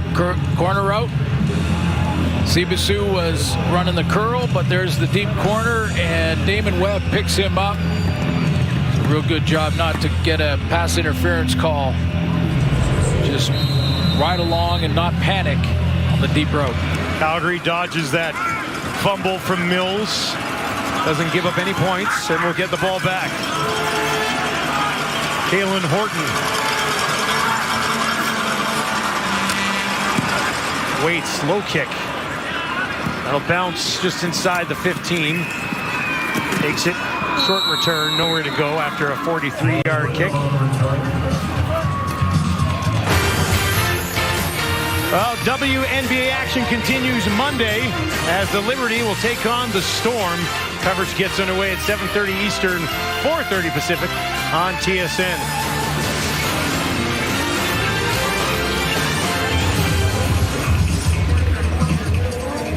Well, that last drive that Calgary had, prior to the Mills fumble, 8 plays, 5 minutes off the clock, but nothing to show for it.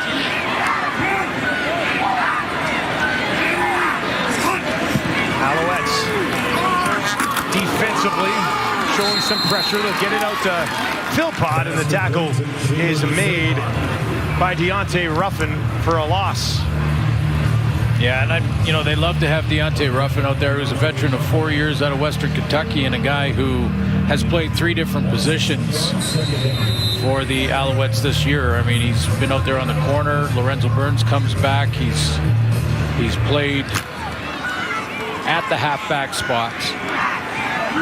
His career also started right here in Calgary. A few guys like that.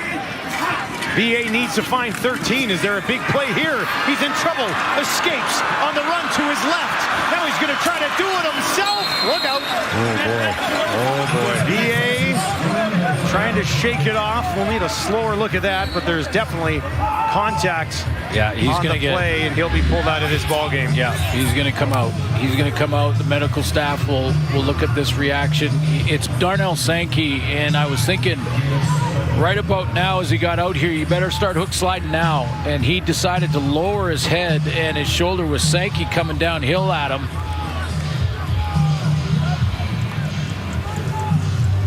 Beverett from the inside, Sankey on the outside, sandwich him. Just a forearm on the top of the head, but he did look wobbly when he was getting up. We'll monitor that situation. Victor on this return after a 56-yard kick. And a flag when he brought that in. Looked like there might have been a face mask. Now an extra flag late. And the 2 of the most disciplined teams in the Canadian Football League coming a little bit unhinged in this one.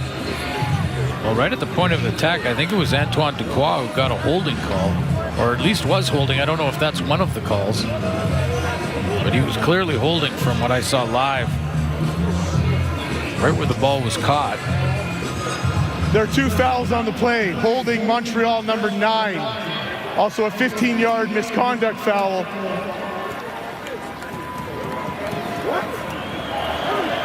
Montreal number 9.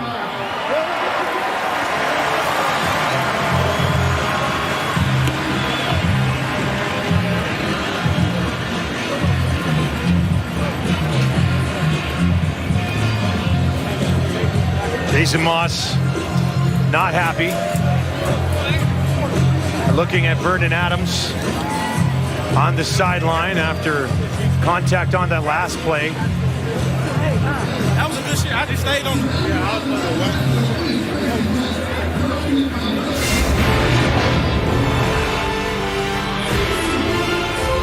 Calgary leads at home 21-14 through 3.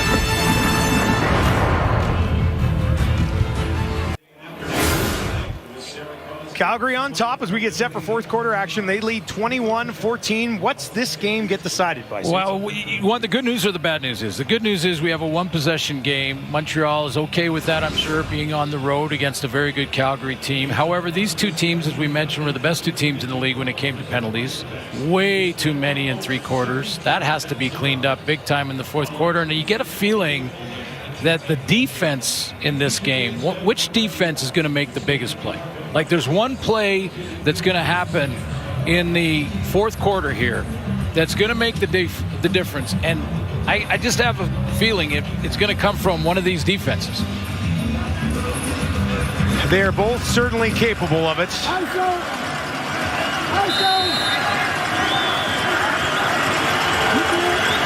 Second in the league in interceptions coming into this game, both of these teams. NBT far side has Speaker, and Speaker barrels over LaBrosse, who's in at corner after Adrian Green left in the first half after his 4th interception of the year. Yeah, when you're Speaker here and you've got this zone drop from the corner, this is why MBT wants to hit him. You've got the corner and LaBrosse. Remember, Adrian Green's no longer in the game. He's out there and he plays soft because he's got a deep threat that he's got to look at in the zone. Calgary 5-0 this year when leading after 3 quarters. On the ground, Thomas Erlington, who was injured earlier in the game. He's back in now. That's a good sign for the Alouettes.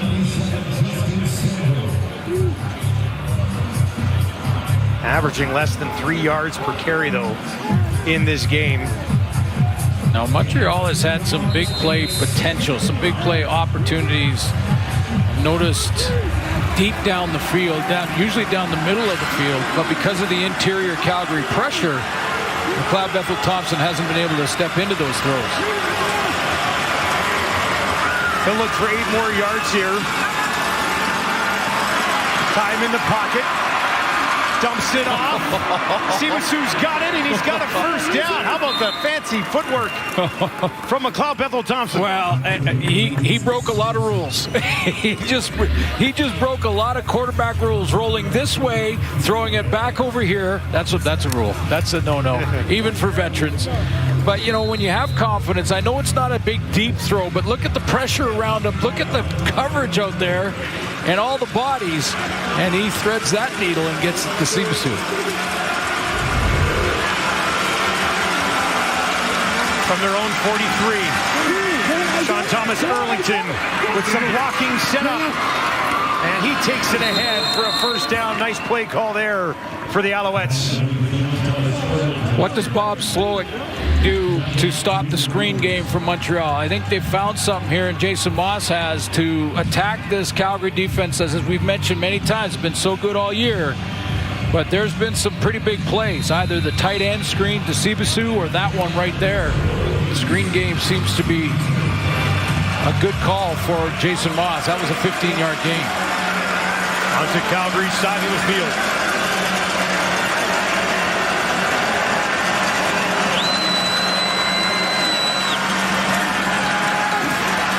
Sideline, coming back to the ball was Sneed, went down to get it, but could not hang on.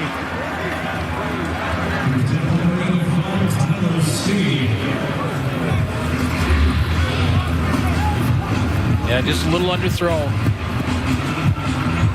It was a deep out. Sneed he dug in, tried to hustle back. Dominic Ryan said, I hear you, man. I've been there. Receiver talk. When receivers talk, one thing always comes up. They're always open. Throw me the ball. Yeah, just ask a receiver. He's always open. Huge second down here early in quarter number 4. MBT near sideline again, goes right back to Sneed. This time he's got the ball and he's got a first down. Got it right this time, right? As far as the accuracy is concerned, got it this time. Sneed on the timing route, up the field. He gets Johnson turning, gets him out of his back pedal, and the throw is bang on. This time Don Rhymes was, oh yeah, that was what you needed right there. Coaching him up. Speaker, far side, takes it ahead to the 35 as Montreal marches on with 6 more. So with the quick game and the screen game, one of the ways you can defend against that, if you're Calgary, is to play man and get up and press. And that basically takes that screen game away because you're pressing on the receiver they want to get it to, or a back. And that would mean a linebacker coming out of his area and going right to the back as he comes out of the backfield to set up for a screen. That's one way you can do it, but now you're in man-to-man across the field. You only need to win one of those matchups. 8-play of the drive for Montreal. McLeod Bethel-Thompson looks to his left, comes back to Sneed. Sneed forced out of bounds, just outside the Calgary 25. Yeah, and MBT knows how to dissect the zone. He has no problem. He's a great thrower of the football. He has no problem throwing that wide side out. We saw the one that was a little underthrown, but he's been on the money on those long throws. And that's the soft spot in this zone that Calgary's playing right now. Moncrief eventually there to finish off Sneed. Alouettes looking to drive and tie this game. Another quick one. Austin Mack this time held on to. LaBrosse is there to make the tackle. Just 3 yards that time. You mentioned it early, though, in the red zone. And the Owls are closing in on that now. That's the 20 and in. They're hitting on just 53%. That's low. That's where they are tonight, too, 1 for 2. Yeah, that's low in the league average. I mean, the top team in the league is Winnipeg at 79.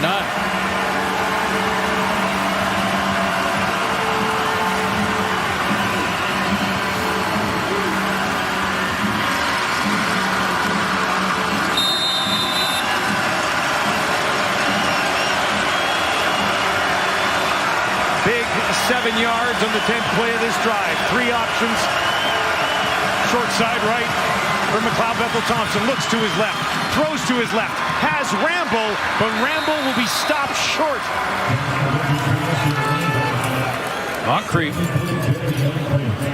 Moncrief has quite the stat line. Tackles, knockdowns, fumble recoveries, interceptions, tackles for losses, pick 6. And apparently a leader in the barbecue area. Really? Oh, yeah. An important role. Him and Damon Webb get the team together, get the defense together. They barbecue it up. Apparently, Derek Moncrief knows his way around a barbecue. Say what item specifically? No, it didn't matter. Yeah, you're right. I guess it doesn't matter. It didn't matter. It was steaks. I was chicken. just curious. Yep. 6-minute drive from Montreal will end with a field goal attempt of 28 yards for Maltos.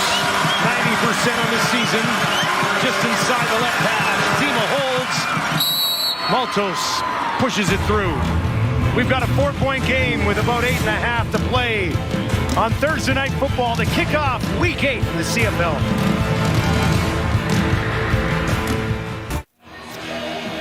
Well, there is a look at P.J. Walker coming into this game. Those are his numbers at Temple, where he was the all-time passing leader when he headed to the NFL. VA is in the 10th, we believe. P.J. Walker came up here last year,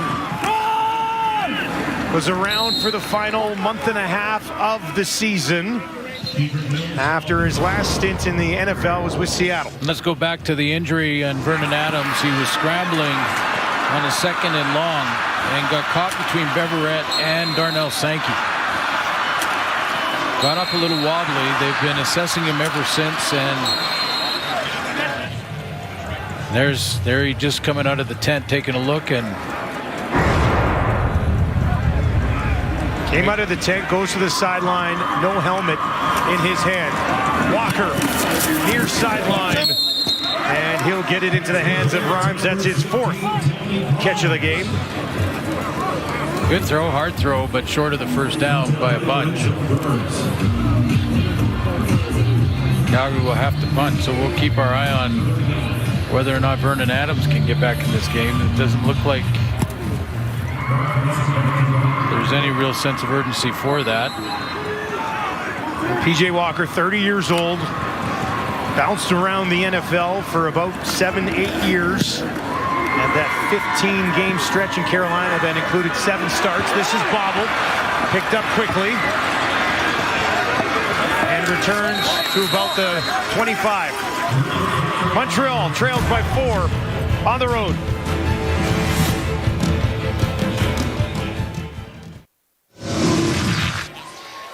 First full season for Jalen Hutchins with Calgary. 4 sacks coming into this one. For more on him, let's send it back down to Chantel Chan. Jalen Hutchins was seen as a very top prospect when he was at Texas Tech. What happened was on his senior night, he ended up tearing his lateral meniscus because one of his teammates ran into him. And so he ended up missing the whole entire pre-draft process. And he said that he talked to NFL teams, but they were actually scared to draft him. And it was a really tough time for Jalen because he said that he knew that he was good enough to make a team, but he was seeing other people get opportunities. He ended up being signed by the Chicago Bears, but being cut 2 weeks into the preseason, and then Calgary called him. And now he's officially playing his first full season in the CFL. He feels that he's 100% healthy. And remember, guys, this is the same player that was on Bruce Feldman's freak list on The Athletic. And one of the craziest stats was that he had been clocked running at speeds of 18 miles per hour while benching over 500 pounds and squatting more than 700. Dustin? Sounds like a keeper. Wow. Okay, well, we gotta break down that. 2nd and 4. Down the field, dropping it in there. Oh, and Speaker, he had it until he didn't. He will want that one back, his 2nd drop of the night, but this is a huge one. Well, you don't get that opportunity, and McLeod Bethel Thompson on the road has a chance here to get into field goal range at the very least. That ball was placed bang on where it had to be, outside shoulder to Speaker, away from the coverage from the inside, and he just flat dropped it. Backbreaker for the Montreal offense.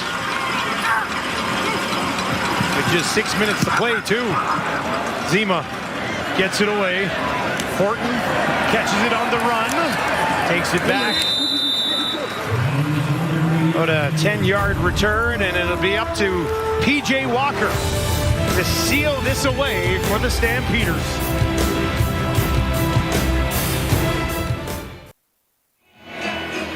Welcome back to McMahon Stadium, where an emotional Vernon Adams watches on after leaving this game with an injury.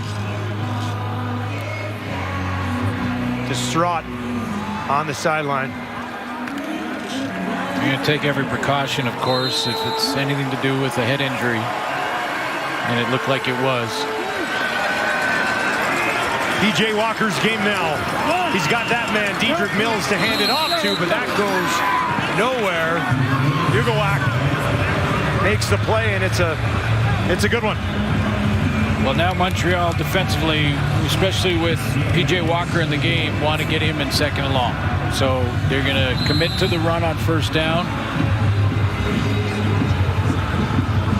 And get him in 2nd long, send some pressures, and make sure they send one more than they can block up front for Calgary. Here they come, safety low. Alouettes will back off, only send 4, and that almost intercepted. Oh, Dequoy doesn't have one yet this year, and that might have been a house call the other way. So I mentioned Marc-Antoine Dequoy, the safety, had walked down from here, and now he's lined up off the edge, and we've seen him come off the edge many times, but this time he shows and blitzes. This is what, especially against a young quarterback, is going to cause problems for P.J. Walker to finish this game off, especially in 2nd and long. Almost threw it right to him after that show blitz look, and he dropped back.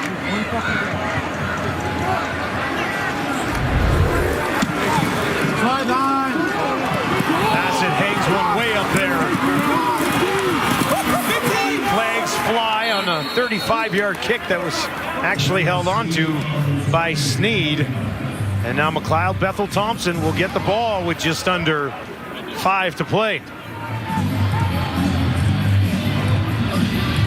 That's a no yards penalty, I believe. And the ball was caught in the air. That's a 15-yarder. No yards. Calgary number 4. 15-yard penalty. 1st down. Which is a big one. Almost takes it right to the 50. That'll be placed on the 46. 8 of the 9 last meetings between these two teams has come down to the final 3 minutes. We got another one of those settling in here to kick off week 8. Their last meeting actually ended in a tie. MBT, Sneed, first down.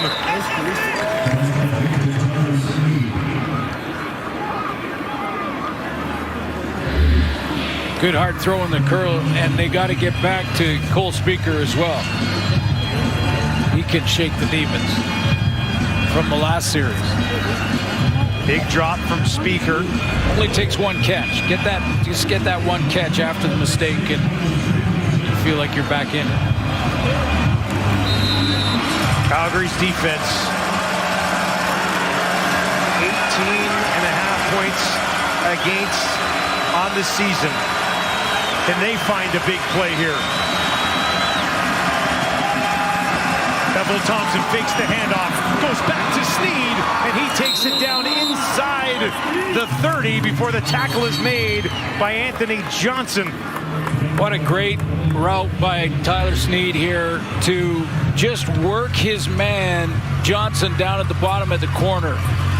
Watch how he manipulates him first to the out and then back into the middle. Sorry, I got the arrow on the wrong guy to start that, but it was the second guy out of the Sneed, the second guy out of the backfield, and just a great route run by 85. Calgary. Calgary will use their timeout. Sneed, 7 catches for 103 yards. Let me do a redo on that. This is a do-over here. Sneed out here and then turns back into the inside. Watch how he manipulates it, because it becomes a man look. Even though they're dropping players off here, becomes a man look for Anthony Johnson. And Sneed just precision route and gives that target to McLeod Bethel-Thompson to hit him over the middle. Really nice route by 85.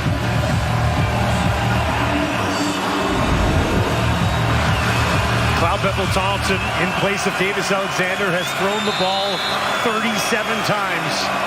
Found a receiver, 29 of them.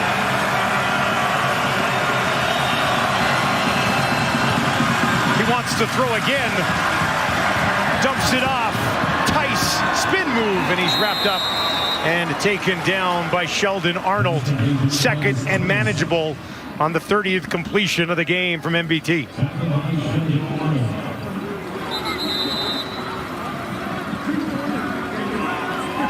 And we have hit 3 minutes here in Calgary. Things might just be heating up. Stay with us.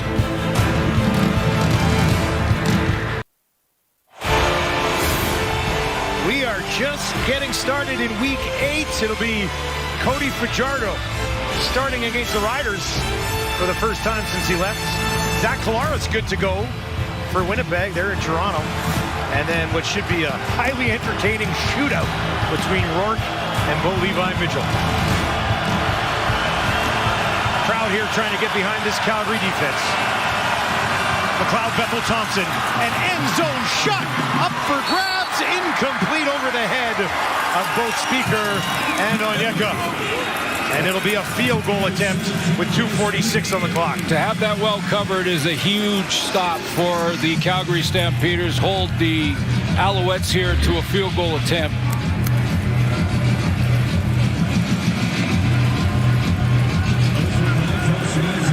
There's the shot to Cole Speaker, but so well covered that I think McLeod Bethel-Thompson threw that out of bounds on purpose. Baltos, perfect tonight. Over 90% on the season.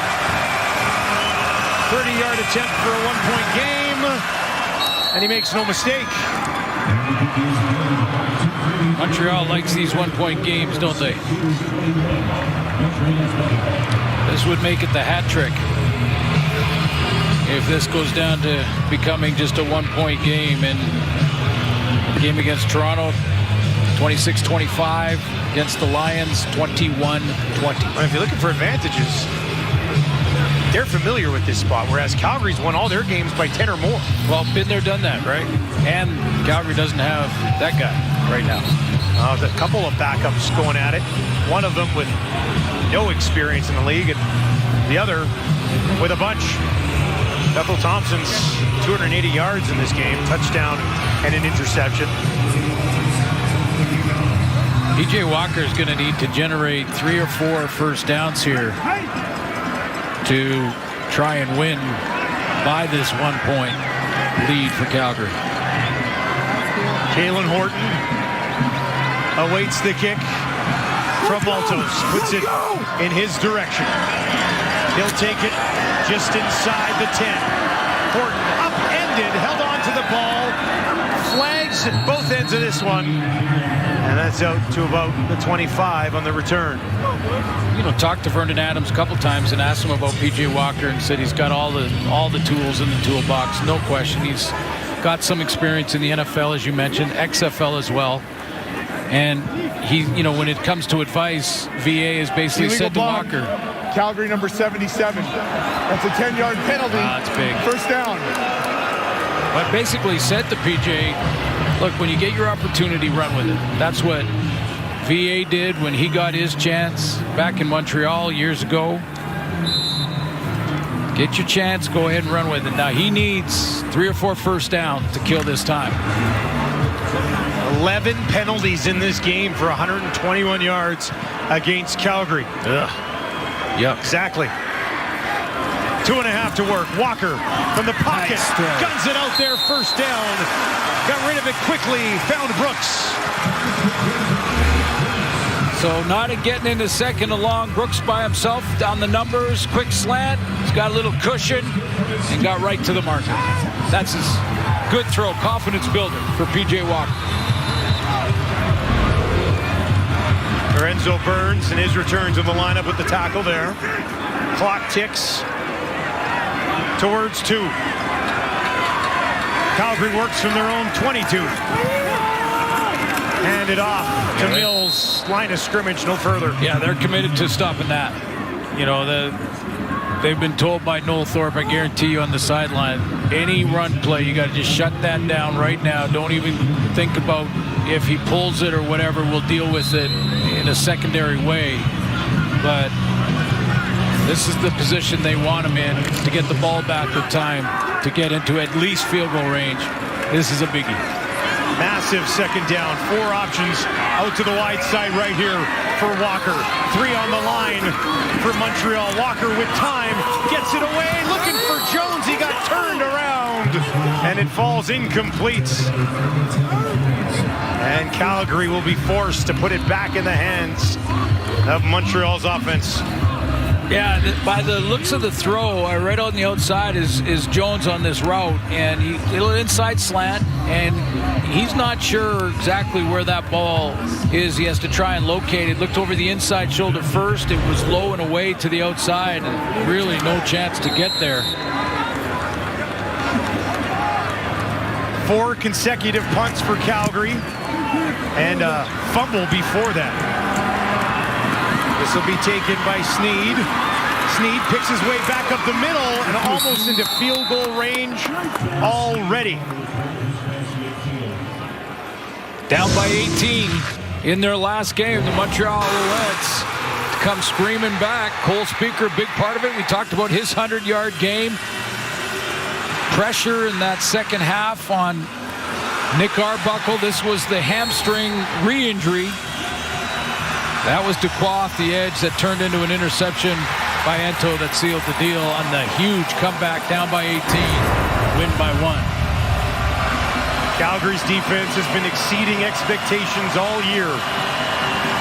Can they somehow get it done again? Sean Thomas Erlington breaking tackles and eventually finding some, not much, but some positive yardage. That's a hard yard. Boy, he just would not be denied on this run. Didn't get a whole lot, but I'll just enjoy watching the replay like everybody else. Love this second effort. Sean Thomas Erlington just battling. Hutchings had to go all the way from deep tackle to bring him down. 9 for 22 on second down tonight. Far side, right at the marker. Austin Mack has it. Like he was in some pain. And now are they going to say incomplete? The one official came running in and said incomplete. We'll need a look. He's the guy up at the line of scrimmage, and let's take a look and see if he did catch it. He's the sit-down curl there.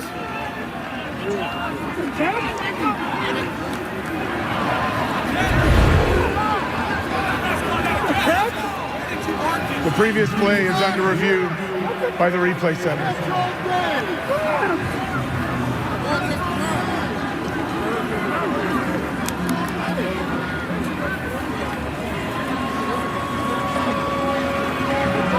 All right, so the replay center is going to take a look at this.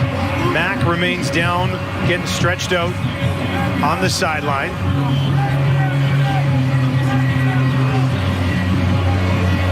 We'll give you all the angles we have to see if he made this catch, because it's a biggie.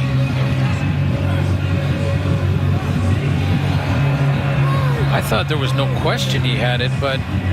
Well, there was an official that came in and said incomplete. Yeah, and he looked like from his right hand, he picked it up off the turf there, but you can't...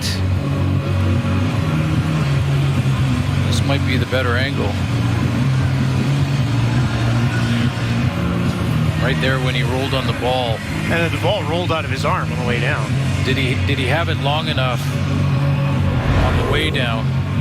Now, the rule of thumb being that you have to survive contact once you hit the ground, but he was on top of a defender as well. An interesting ruling here. All right, we think we have a ruling. It's a close one. Let's see.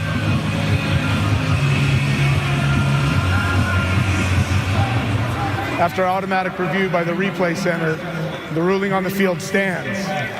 Third down. So the ruling on the field was an incomplete pass, which is what we initially thought. Well, it was initially ruled that way. I actually thought he caught it. Looked like he caught it and was making a football move to run up the field. But I guess the ruling, he didn't have control as he was moving through the tackle, and then when he hit the ground, didn't survive that contact with the turf. They are going to attempt a 57-yard field goal. Maltos's career long is 53.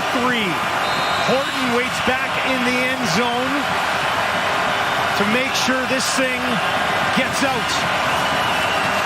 Maltos from 57 for the lead on the road here in Calgary. That is up. Has the line. Nails it with room to spare. What a kick from Jose Maltos. 57-yard deep shot to put the Alouettes on top. Routine day at the office for Maltos on a 57-yarder. You got to be kidding me. That would have been good from 65. On the road. Dead air, no really wind to speak of either way. And that was no problem.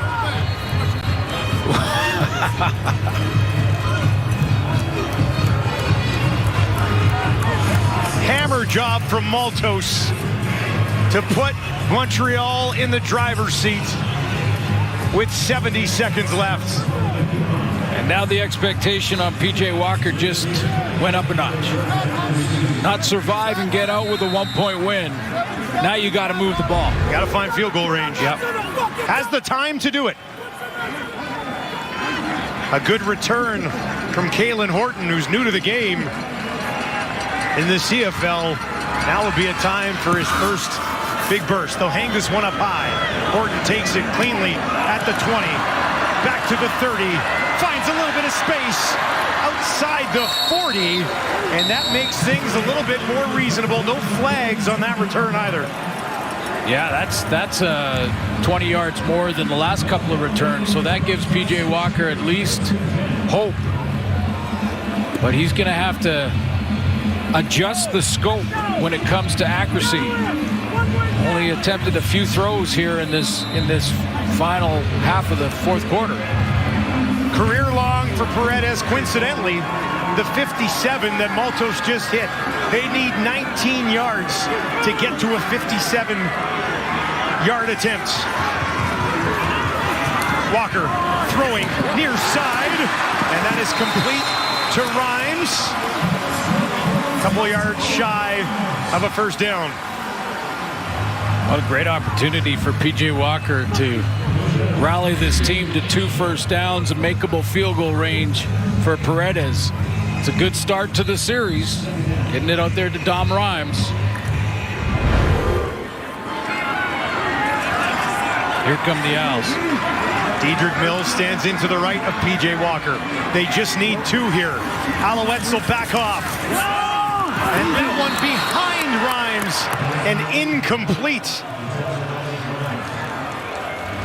Darnell Sankey dropped out of there. This was a show blitz from Noel Thorpe. And I said they're probably going to send pressure, but this might be even better to show blitz like you might come after the quarterback and then drop. Only 3-man pressure, and P.J. Walker rushes it.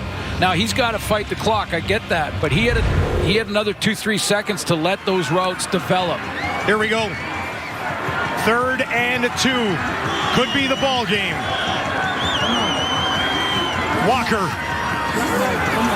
from the pocket, trying to escape, throws it high, incomplete.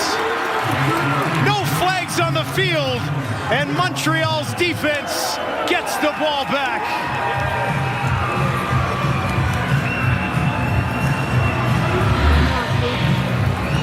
This time the line of scrimmage loaded up once again. Kenton Arcou drops, so does Sankey. That just well over the head of Tevin Jones.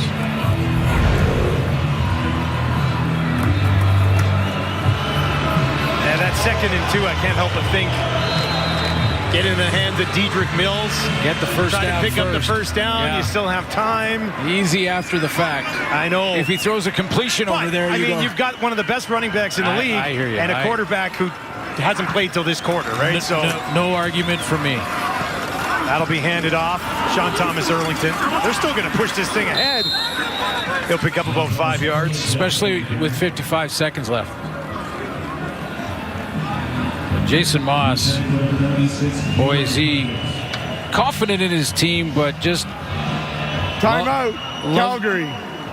Absolutely loves their resilience. And, you know, as you mentioned, heading into these final 2 minutes, this is a team that's getting battle ready for these close games. Yep. You know, now that's 3 in a row that they've had to come from behind, kick a winning field goal. They've done it in different ways for 3 games in a row. You know, the BC game sort of learned from that one the importance of one penalty at the wrong time, or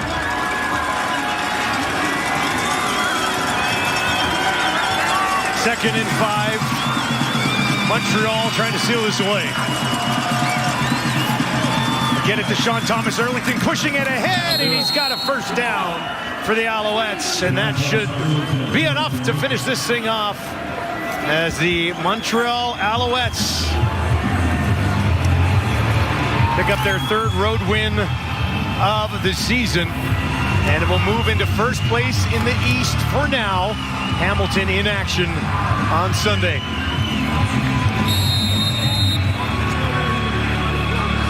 started the season, Jason Moss's group, with 3 straight wins against Toronto, Ottawa, and Edmonton. And then with McLeod Bessel-Thompson as their starter, dropped 2 against Hamilton in that 1-pointer against BC. Learned from that. And now have a 2-game win streak on a 57-yarder on the road. A no-doubter, Suits. It was a no-doubter. Stepped into this kick. Maltos nails it. Splits the uprights pretty much down the middle and could have made it from 60. Easy. I mean, that could have been 65. And he still would have got it. Maltos comes up big when they needed their kicker the most. And the Montreal Alouettes hand Calgary their 2nd loss of the season. Both of these teams now sit at 5-2. McLeod Bethel-Thompson gets his first win as the Montreal starter. and is now 2 touchdown passes from 100 in his career. We have said in the early part of this season, how will the Calgary Stampeders deal with adversity? Well, they lose Alford tonight. They lose Adrian Green, who has 4 interceptions tonight, and they lose Vernon Adams tonight. We're about to find out here, aren't we? But I would also say that Dave Dickinson, we are going to find out, but I would say that Dave Dickinson would be happy right now going 3-1 in the gauntlet against Winnipeg twice, Saskatchewan, and now Montreal. 3-1 is a pretty good record in that group.